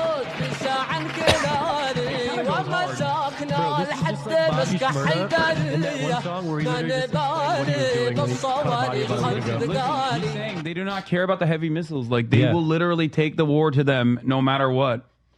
Yeah, no, they're awesome. And once again, sharing very supportive, flowery, supportive language about the Houthis, who, as I've shown, is a disgusting, vicious terrorist organization. It's an act of, for them, it's an act of resistance. You know what I mean? Oh, for sure. This poor guy, man. He did not sign up for this. He's in OTK. And I was wondering who he is. He's pretty funny. Yeah, Nick Pollum. Is he a WoW player?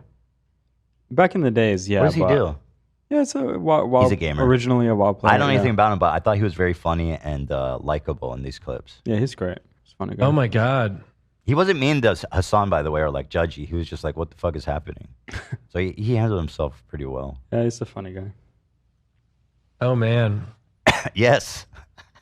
You know what? I also took a McDonald's sponsor and I drink Starbucks. Ooh. I'm sorry. Don't hate me. Busted. Good job. So there it is. Yeah. That right there. Something similar to that caused the apocalypse on YouTube. Twitch, however, I think it's officially sanctioned by the CEO. I say that because he said Hasan's his favorite streamer. He really filmed forcing the Twitch staff to wish him happy birthday. He seems, by all accounts, to be a big Hasan supporter.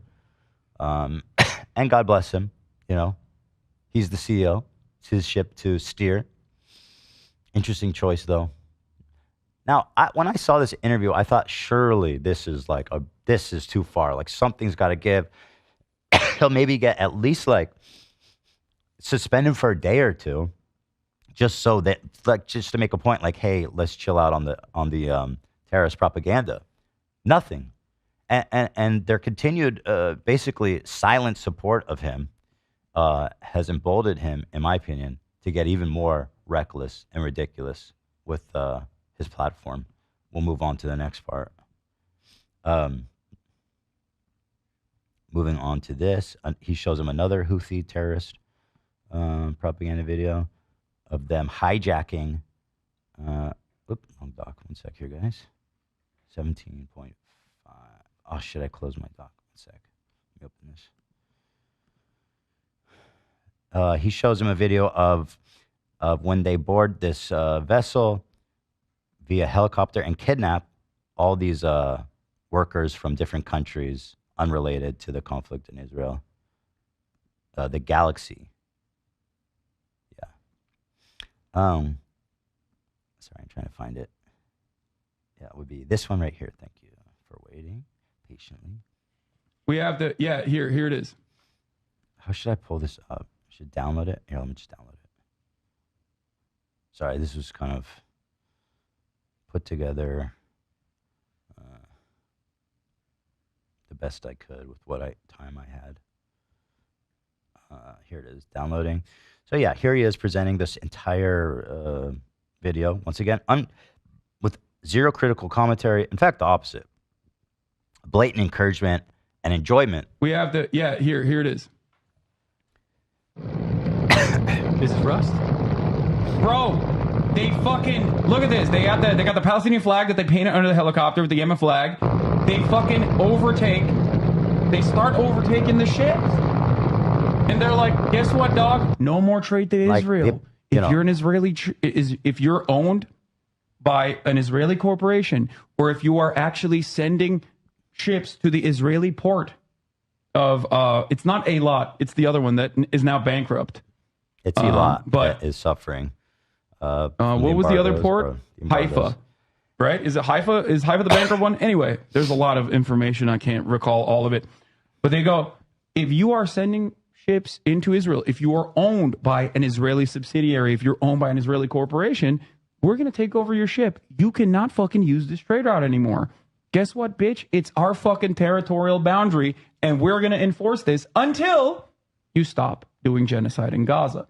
Because they say it. They're like, listen, the problem we so don't far, like you. of course, we're not a fan of you. Is that okay? He's either wrong or intentionally lying. Although he's pretty savvy, so I have a hard time concluding anything but that he's intentionally lying. Because of course, a huge portion of the ships that they've attacked, commandeered, have nothing to do with Israel.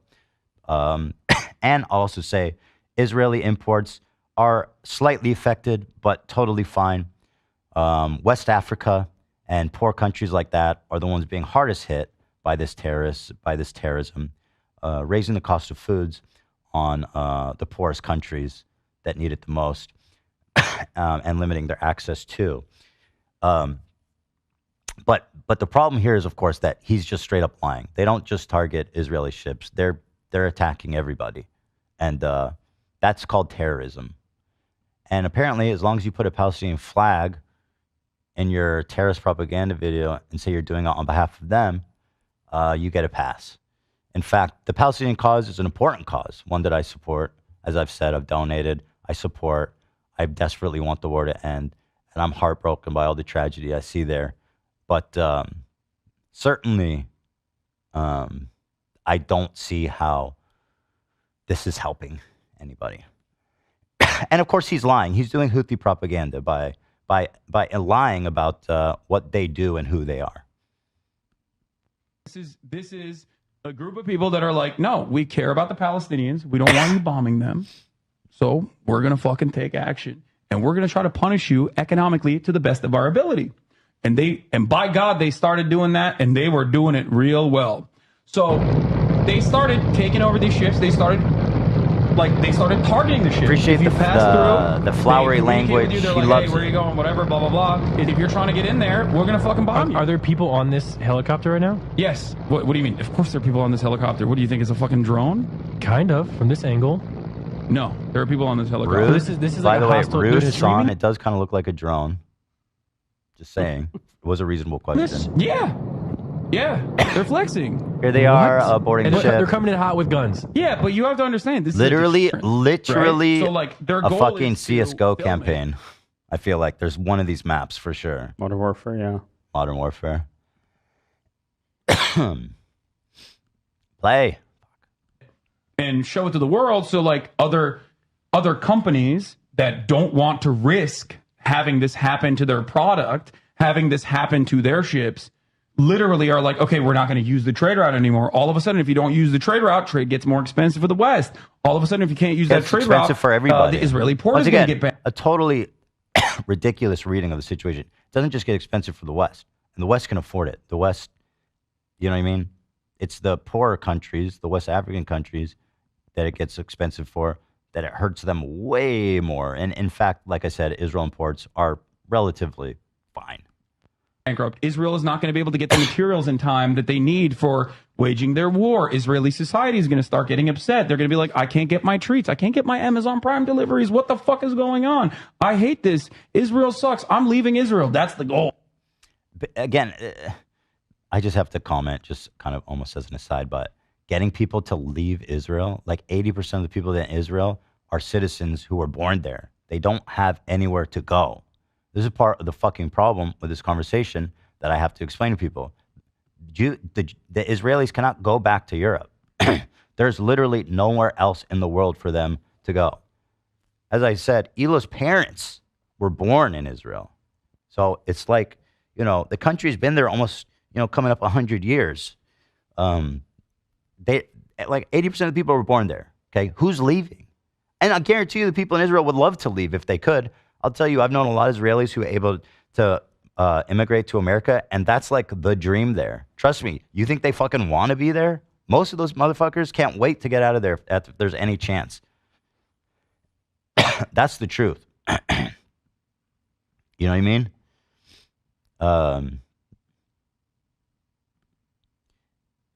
Do we have the full video? I'm curious to finish because it.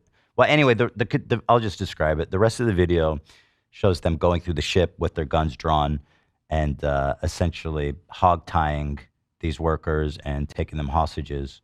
Once again, from a grouping of countries, none of them Israel, America, or even Europe, with the exception of Ukraine.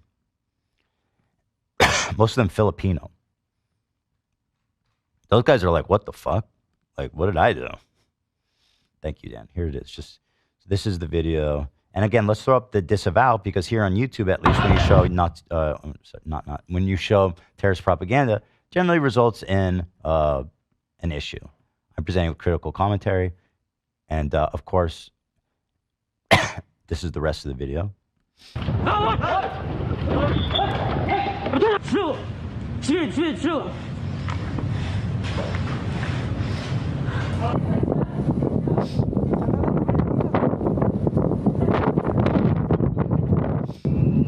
Yeah, they're just going through the ship, kidnapping people, taking the boat, yada yada. It's the whole thing. And so this is again the people that Hasan is uncritically hyping up as some kind of heroes, and totally. And by the way, everyone you saw in that video, by the way, who was being kidnapped, missing, unaccounted for. Where are they? That's part of the fun of being kidnapped by Houthis. Nobody knows. Where are the aid workers working in Yemen who are arbitrarily detained? Nobody knows. These are not good people. These are terrible people. These are religious zealots. These are violent, terrible people that are making the material conditions in Yemen, as far as I can tell, even worse, in an already terrible situation. And Hasan is here running cover for them, whitewashing them, making them palatable to a general audience in the West. And all of this, once again, reminding you of their flag, it says death to Israel, curse upon the Jews. All of this contributes to a rising sense of anti-Semitism, of unsafeness that Jews feel around the world. And this, once again, blurring the line of the phrase Zionist with Jew. So there is that. Let's see what else we got here. And catch back up to my spot.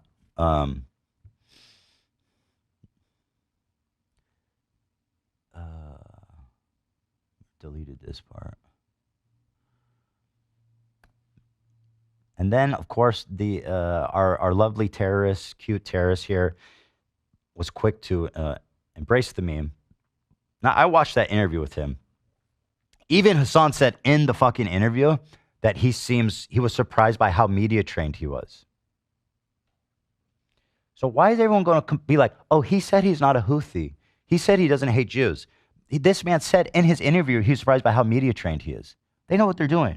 Propaganda is a big part of their arsenal. They're very good at it. But for some reason, when it comes to talking to this obvious terrorist, Hasan's like, hey, man, I'll just take him at face value. He's super media trained. He won't answer any of my questions, but I guess I believe him. Give me a fucking break. Here he is, quick to capitalize. He said, I do not know who designed the picture, but if Hasan wants to join us in the operation of Israeli ships, we welcome you. Again, not 0 Israeli ships, which is funny. Propaganda, lies. 0 Israeli ships.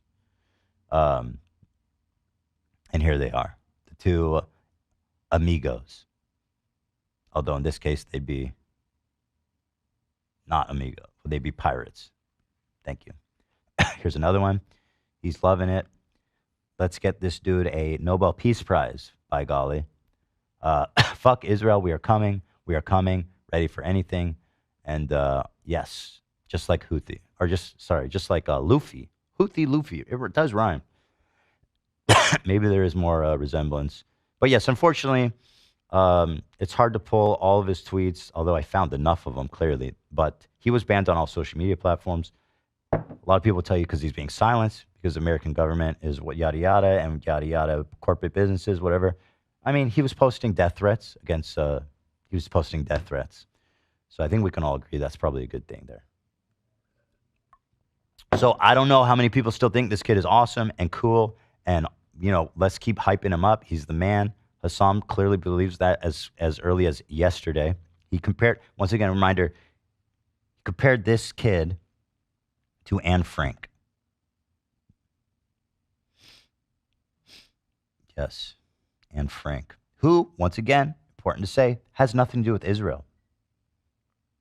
Think about how you do that in your brain, and you'll realize the problem. Anne Frank was in an attic with her family, hiding from Nazis. Her entire family, including her, were killed, except her dad. She wrote about like peace and philosophy and all. She was a lovely young girl that wrote about lovely, beautiful thoughts in her diary. You know, she persevered through all of it with like a very positive, hopeful outlook. And that's part of what is so striking about her diary that makes it such a time-held read. You know what I mean? This kid is a terrorist, and he's posting death threats on Twitter. You know? It's, you know. And again, I know it's like, it's not, it's Saudi Arabia that's doing the genocide on Yemen, right? That's the war. Israel's never invaded Yemen. So it's like, it's almost like he's being like, oh, he's getting genocided. I don't know. It's all kind of a little nebulous. All the Gulf states were attacking, with U.S. support. Okay. Of course, we had something to do with that. But regardless, I don't know. Now, if you want to compare a kid, whatever. Okay, I'm not going to split hairs here. So once again, when you say Zionist, I would love to know, what is it you mean? Do you mean it like the Houthis? Mean it? Or do you mean it like a liberal Israeli talking about Western settler expansionism? This is a conversation that needs to happen. That's not happening.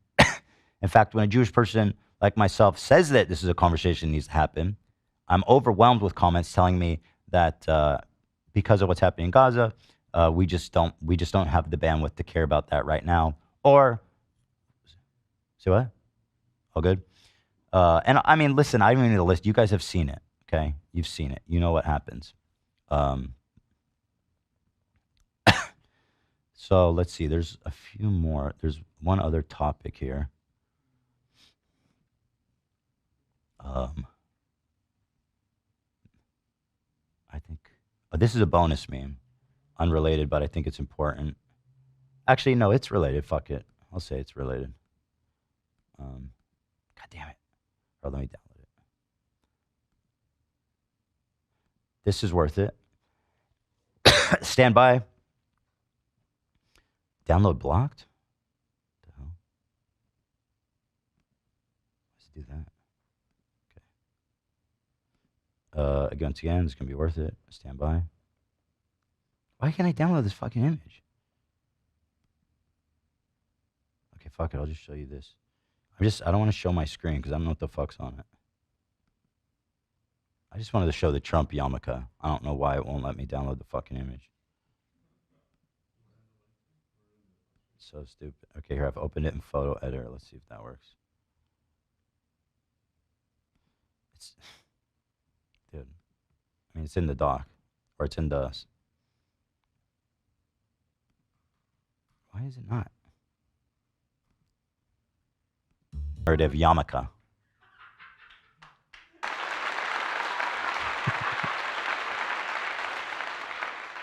As you can see, on denim. I want to point out was probably the funniest aspect. Beautiful original art by a very talented artist, clearly. And it can be yours for $300. So. Only 300. Dude, that's a collector's item. Yeah, man. People are lining up to get this yarmulke. Can you imagine going up to synagogue with this shit on your head? Showing up to Shabbat dinner wearing this shit. That's crazy. That's crazy. Oh, man. There you go. See, it was worth it. Oh. Thank you. You go for Yom Kippur service wearing that. It's crazy. It's crazy, dude.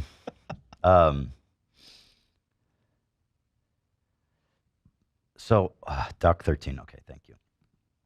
Doc 13. There's one more post here before we move on. When I started posting about this stuff, I always deal with this. So again, this is part of why I just need to talk about it. I know you guys don't like when I talk about Hasan. Well, I appreciate there's a lot of crossover, and I'm grateful to those of you who are able to watch this both. It's impossible for me to ignore that the majority of these people coming from are people coming from his community. Something his and his audience refused to reckon with. Hasan's whitewashing of that Houthi kid, says he wants to spear all Zionists to death, was frankly disgusting. I don't give a fuck that he's seen an episode of One Piece. I'd like to know why he's hanging out with boat captain of Chinese cargo vessels, a.k.a. a hostage. And as more info has come out about this kid being a terrorist affiliated and being anti-Semitic, lots more. There's a lot more examples. Obviously, I didn't pull all of them, but I think I pulled enough. Hasan has refused to disavow him. In fact, the opposite. He continues to prop him up as a trustworthy, reliable, good guy to look up to and to consume media and messaging from. The reason I brought this up is because this was the guy who told me to kill myself on Twitter. And I suspected he must be a Hasan fan, but I didn't know. But then, so Comrade Casey, Hasan fan, the guy who did the initial tweet, Hasan Kader. This is chat from Hasan's Discord. They're all part of this community. I mean, again, just to emphasize, I know Hasan has tried to get them to back off. I know that we're not responsible for everything we do. You know, our audience does. But for some reason, I feel that when our audience goes too far, I'm pretty quick to call them out and to try to stem bad stuff. But I don't know. Maybe I'm not. I don't know.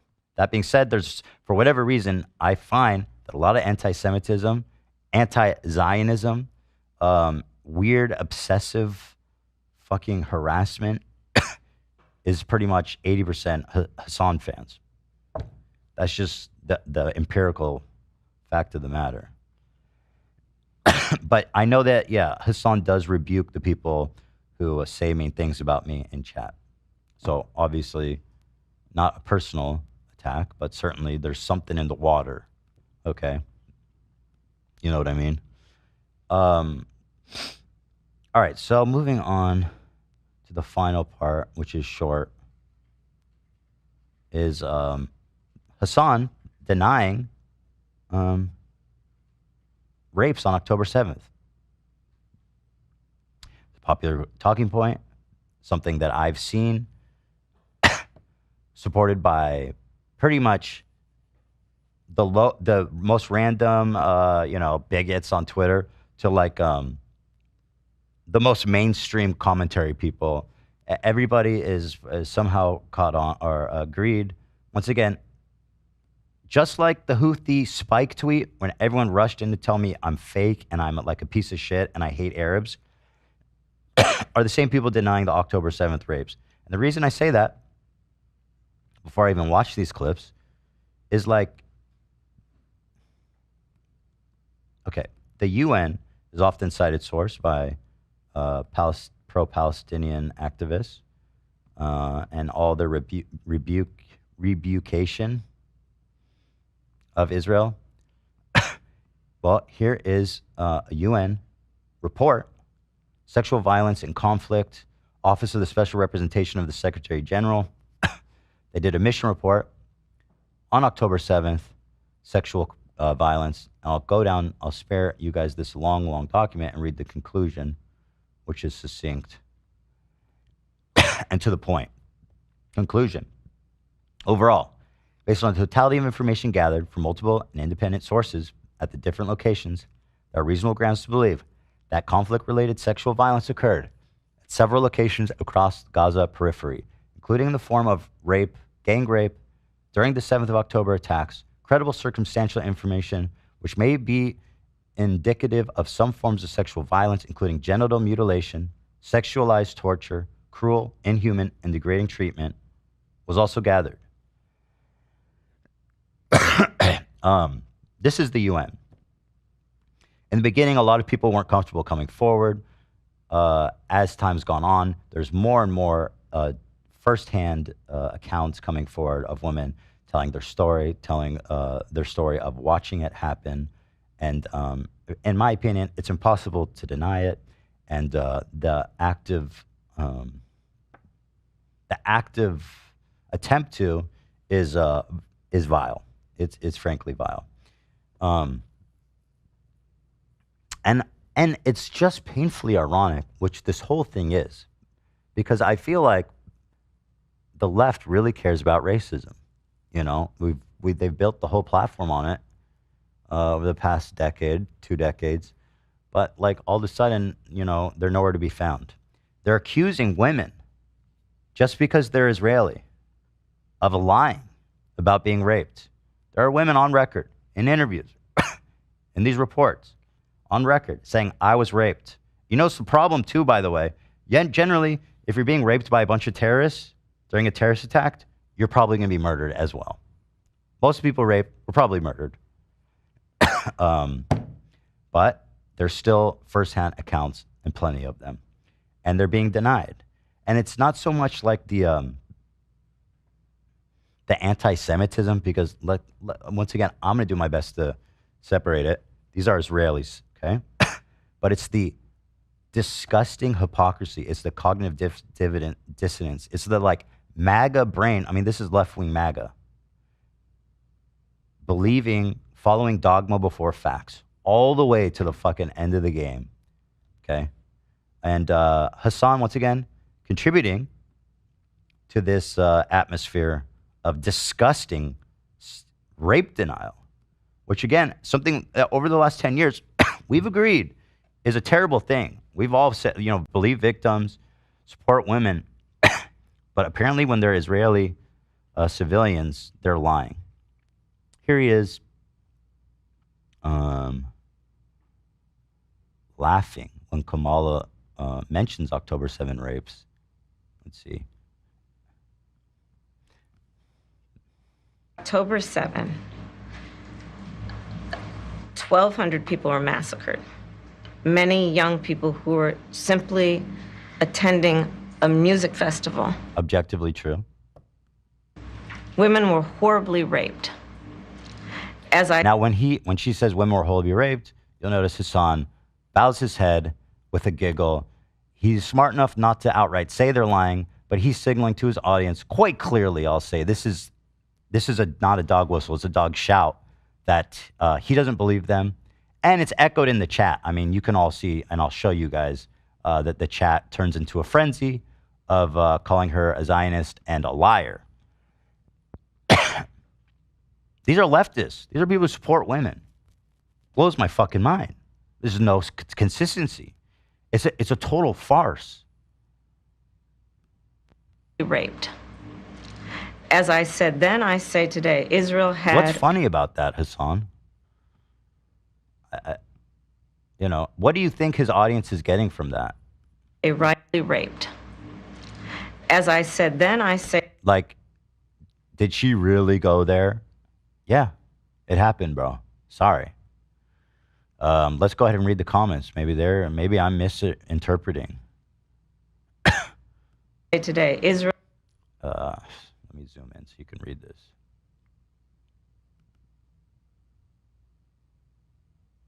has a right to defend itself, we would. And how it does so matters. And once again, I don't even think her statement, like, I think she's doing a pretty good job. She says they have a right to defend themselves, as all countries do. But how they defend themselves matters. That's true, right? I think we all agree. I think even a lot of people who are critical of Israel would say they had a right to defend themselves up to a point. But then it became, this horrible humanitarian crisis with mass murder, right? And so at what point, where is that point, right?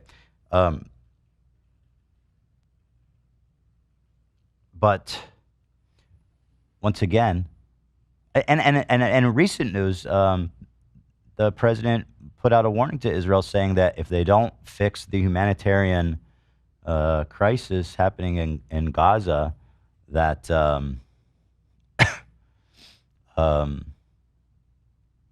going to pull embargo. They're going to do embargo on arms. So, she's not giving Israel a blank check by any means, And so then they're going to turn on her and call her a Zionist because she said there's rapes on October 7th, which is just factual. Far too many innocent Palestinians. Kamala, you dipshit, stop lying. I hate that they always say that. Is there a better way to fucking... Gross. Boo. Oh my God, with these fucking lies. We are so cooked. Again with this shit. Goddamn, stop repeating this fucking lie. We're still perpetuating this shit. Fuck you, Kamaga. Ironically, this is MAGA behavior right here, calling these women liars in the face of irrefutable evidence, in my opinion. Overwhelming evidence, let's say. God, this chat scroll is so weird. It goes so fast, but then when I click, it doesn't move. Come on now. Jesus, where's the chat? I mean, you guys get the picture. It's easy to go. You can review his chat logs. They're not pretty, and they never are. They're horrible, frankly. Fuck off. No proof. Me when I lie. Once again, these are probably, we support women. We believe women, people. Literally empty vessels of a human being. Justifying genocide? She literally didn't, by the way. She literally said the opposite, that, to a point, and then she's criticizes Israel. Making this shit up again. Kamala, stop. This is a lie. It's pretty much every other comment. Fucking lies, you bitch. Black card revoked. I guess Hasan's audience has that authority. I didn't know that. Weasley, little liar, dude. Hasan meme.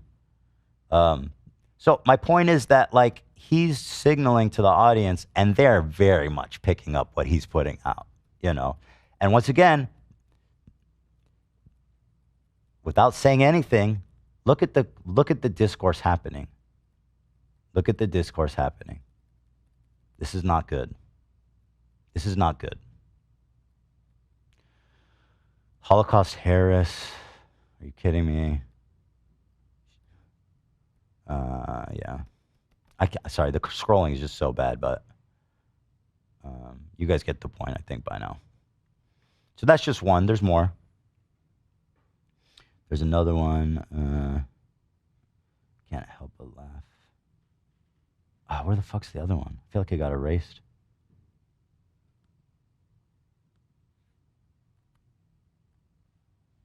There was another one of him talking to chat when he says Hamas rapes, what rapes? Where did that go? I swear. That's so weird. Is it in my Sorry, guys, give me a sec. Like I said, I kind of did my best throwing this together. As I felt I needed to do this now, today, after all the stuff that happened in my Insta stories. Fucking hell, where is it? Is it this? No. Does anyone know where that is? Oh, thank you. Thank you so much. I got it. Wait, no, that's not it. Oh, shit. Go ahead with the music, Zach. Don't. Thank Yeah. Oh, shit, you're right. This is my bad. Yeah, it's been here the whole fucking time. Sorry, I'm tired. I got 4 hours of sleep yesterday and last night. Not good. My app is yelling at me. There no future. Okay, first of all, I just have to say, is there not a fucking TikTok filter? Why does his head look so big? He looks like a bobblehead. Does that look real or am I tripping out? There no future of prosperity and peace. Am I tripping out or does that look normal? Tripping me out. Okay, so anyway. Good point. Good point. What rapes did Hezbollah do? Bro, what rapes did fucking Hamas do? What are you talking about? And I mean, there he kind of said it. He said, somebody brought up Hezbollah rapes, which again, I don't know anything about that. I haven't heard that. I don't know if that's a thing, if that's an accusation. I don't think I've even ever heard the Israeli government. But Hasan takes the prerogative to pivot into actually even Hamas didn't rape anybody. And there it is. Rape denial, calling women who were raped liars. Makes me wonder, what else are they willing to, what other close-held beliefs are they willing to throw in the dump in the pursuit of fulfilling their dogmatic vision of the world? Doesn't seem like a lot. We're coming up on the end here. Yeah, and one more time. Actually, no, we already did that. I'm going to read a few messages I got that I think were very important and good voices. 19 and 20. Let me read these over real fast. These are ones I shared. Fuck.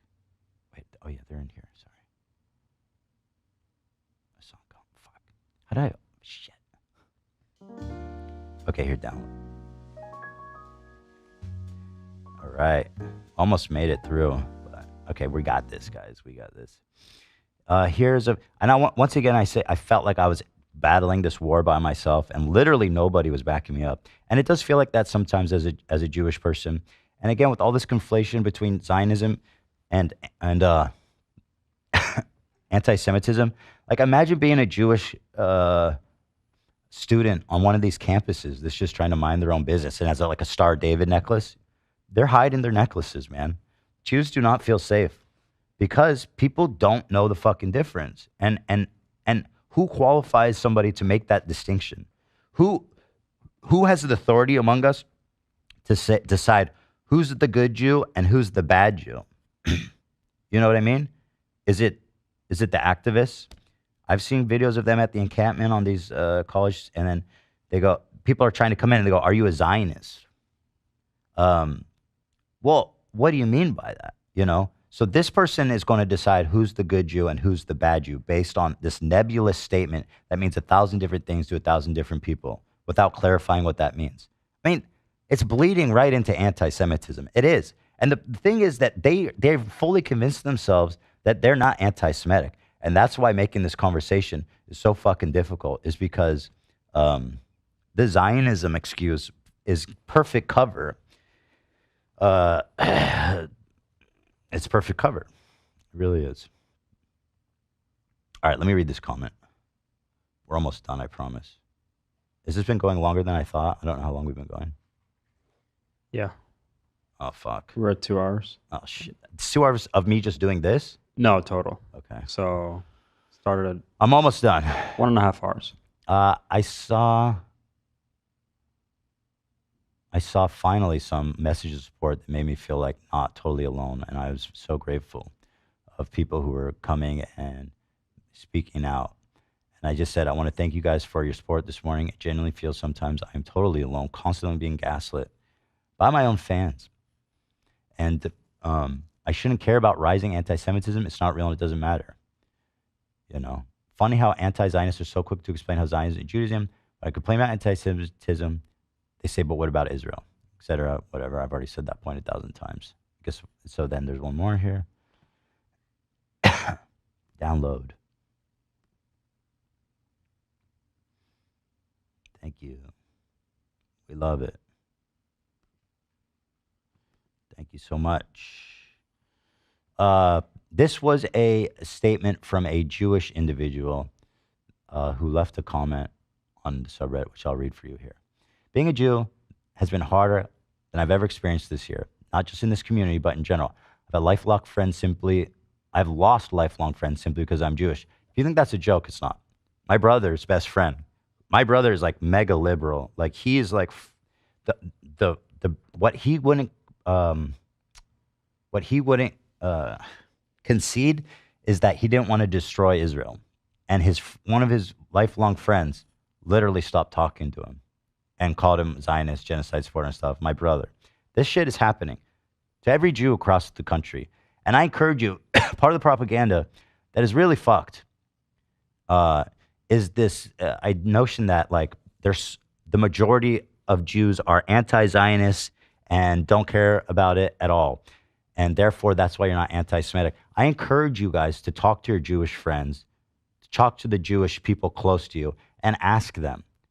Because 90% of Jews in America, by the definition of most of these activists, would probably fall under the label of Zionists. And they see people wishing them death all the time, on social media, in real life. I have a friend who lives in Silver Lake or somewhere, and there's like, constant, there's like a static protest there of just like death to Zionists and all this kinds of stuff. And he's walking outside his door, walking through that every day. He doesn't feel, you feel some type of way. I would like to break through that stigma. Genuinely ask the Jewish people in your life how they're feeling about what's happening and listen to them. And I don't think it's going to line up with what people like Hasan are telling you. I've lost lifelong friends simply because I'm Jewish. Ethan, I hope you guys know that there are so many people who love and support you and who look up to both you for standing up to the insane amount of anti-Semitism we're all facing. Dude, my throat is so fucked. Can I get some throat goat? All right. God damn it. Ugh. I'm hot. Hold on, let me take my hoodie off. I'm Throated. Wait, he doesn't love fuck with medicine. Hell no. He spirit cooks with whale heads and baby Brown foreskin. liquid that they spit out of their mouths. All right, how am I ending this? Oh yeah, I was reading this. All right, I'm just gonna read this through. Being a Jew has been harder than I've ever experienced this year. Not just in this community, but in general. I've lost lifelong friends simply because I'm Jewish. Ethan, I hope you guys know that there's so many people who love and support you and who look up to both of you for standing up to the insane amount of anti-Semitism we're all facing. We look to you guys to feel less alone, and we do. But it's so hard to watch. It's so hard to feel. A portion of this community has gone to complete shit, and it's so scary to see. Specifically with the crossover between us and Hasan's community. Seeing Ethan's Instagram stories right now literally made my stomach drop.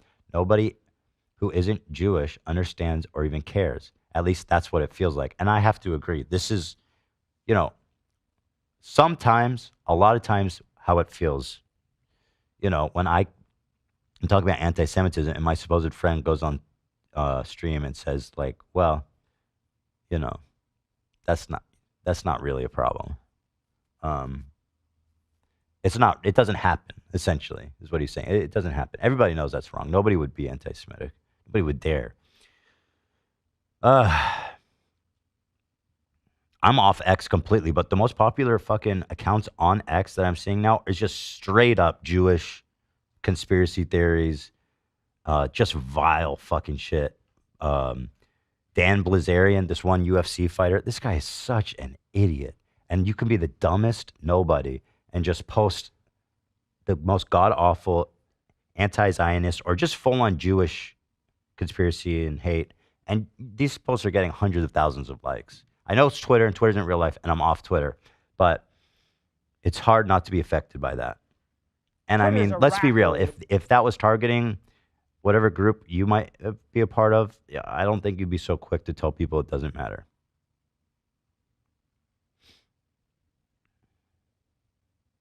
No, they're not Blazarian. There's another UFC guy who's like so evil. He's an ugly motherfucker. He's just evil as hell. I can't remember his name.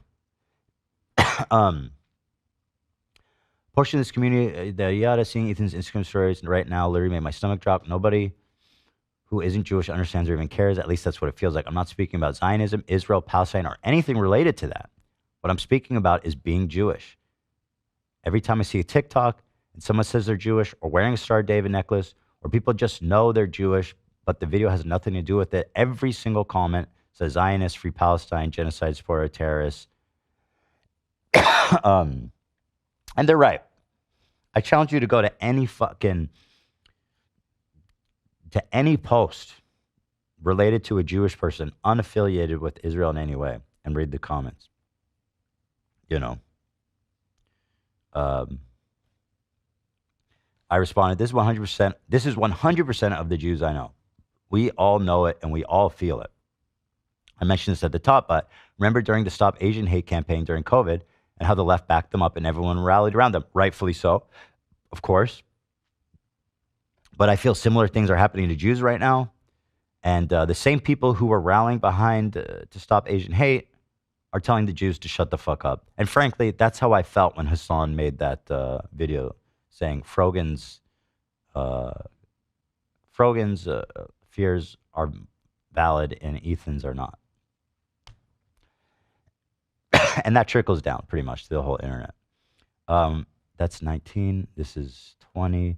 And this is a really good statement from an Israeli leftist. I thought this was very good. This is right on, man. This is so good. Fuck. All right. As a Jew, is there even room for conversation with you people? Using the fact the subreddit is being bombarded by pro-Palestine, quote unquote, to ask this. I'm Israeli, born and raised. Grew up secular Jewish, quickly became atheist, left-wing, very active activist. Always have been from a very young age. I must say, ever since I started seeing the shit that Ethan and Hila are enduring, I asked myself, is there even room for us in the left-wing conversation? Israelis who want peace, who act for peace, who dedicated their lives to the cause of ending the conflict. Does anyone in the left care about these people? Clearly not. Seeing what American Jews who don't even have any association with Israel, with the conflict, have to deal with. Like, I get the fuck Israel sentiment. Probably get it better than any outsider commenting on the conflict, and I do not feel like a victim. But the fact that even someone like Ethan is generalized under the same sentiment brings up a big question. Do people who support this sort of behavior even care about the conflict's resolution? Those of you who read all this, who aren't radical but do not understand why anti-Zionism ideology, such as the one that's being employed against Ethan, don't you see that's generalizing as any Israeli right-winger who voted and supports for our godforsaken government with the sentiment of fuck Hamas, fuck Gaza? Like what about the constant streams of many videos and photos of 400,000 plus civilians demonstrating in Tel Aviv and across the country for a ceasefire? What about the 2 years leading up to October 7th where Israel was in constant government limbo because half the country keeps voting to have a Nazi in charge? Sound familiar, America? Good point. And half the country sees his win as the end of their lives and they know it, which literally did happen for a lot of people. At times it felt and still does as if we are on the verge of a civil war. Does all that count to you people demonizing Zionists, or do you just want to watch the videos that enforce your hatred? I wrote this in a comment, was responded with similar what about? Of what about everything that's happening in Gaza or has been happening in Palestine since the foundation of Israel and the heinous happenings of the Nakba? I say we should talk about all that. You know where we talk about it? In the fucking demonstrations in Israel, where we demonstrate against our government, screaming our lungs out, getting beaten by police, lighting fires, block roads, and spend every day of the last year plus. If you read about it, you'll see the demonstrations have been going nonstop for more than 3 years, and honestly fighting with more and more of our loved ones in order to say, this needs to stop now. Sorry, my throat is just... I think it made it worse. As a bystander with his feet on the ground, wiki feet on the ground, I can say, from my viewpoint, nothing radicalized the Israeli public more than the inability of the American and global left to include any fucking Israelis in the left conversation. This is a point that I'm so glad is being brought up. Like, when Jews see this stuff, it's really hurting. It really radicalizing people, and it's pushing everyone away from each other in just a really fucking terrible way. As if that is the way to achieve any solution, as if generalizations aren't good only so far. If you ask me, this is the most extreme case of the left eating itself I've ever seen in my life, literally with its own activism, radicalizing and alienating people of Israel, so that we now not only hear any lefty is a traitor in here, which has been going on for years, but also every fence sitter that has ever existed knows that they would be naive forever believing the world doesn't hate us, and if they do it, it must be because of anti-Semitism. Oh, it's interesting. Never heard that one before. And then when I see what happens to Ethan, I'm baffled. Maybe they're right. Maybe it's all anti-Semitism. Maybe the crazy Passover songs from my childhood were right, and in every generation they do come for us. Don't actually think so, but I do see that even an American Jew who's arguably recused his Israeli wife from the fate of being born in this death-stained, horrible Holy Land, who donated $1,000 to a Palestinian organization, is constantly and maliciously being harassed online for being a Zionist. Do you think people who do that have any desire to have a conversation or an understanding or, God forbid, a positive effect on anything that they actually happen in the Middle East? Or are they all just looking around online for any public personality they know who was forced to have a bar mitzvah or has any association with the Star of David so they can use their new favorite K-word synonym? This is something that I really was trying to get across to Hasan when we first started talking about this. Like, I felt like I needed him to come connect with me at least a little bit. And the thing is, like, now he's full-blown denying rapes. And, it's like,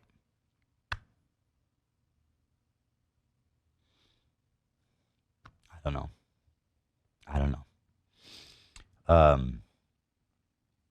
Here's another one. And this is the last one. I'm reading this once again.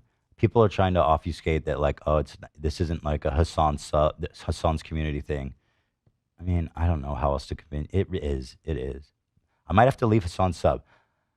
Might get hate for this, but I just want to say that I'm leaving Hasan's community. The struggle between him and Ethan has been hard for me, as I understand it's been for a lot of people. And like I emphasized, I'm grateful to you guys who are able to enjoy us both. And again, I'm not asking you to pick sides, and there's nothing wrong for you, a continued support of Hasan after this.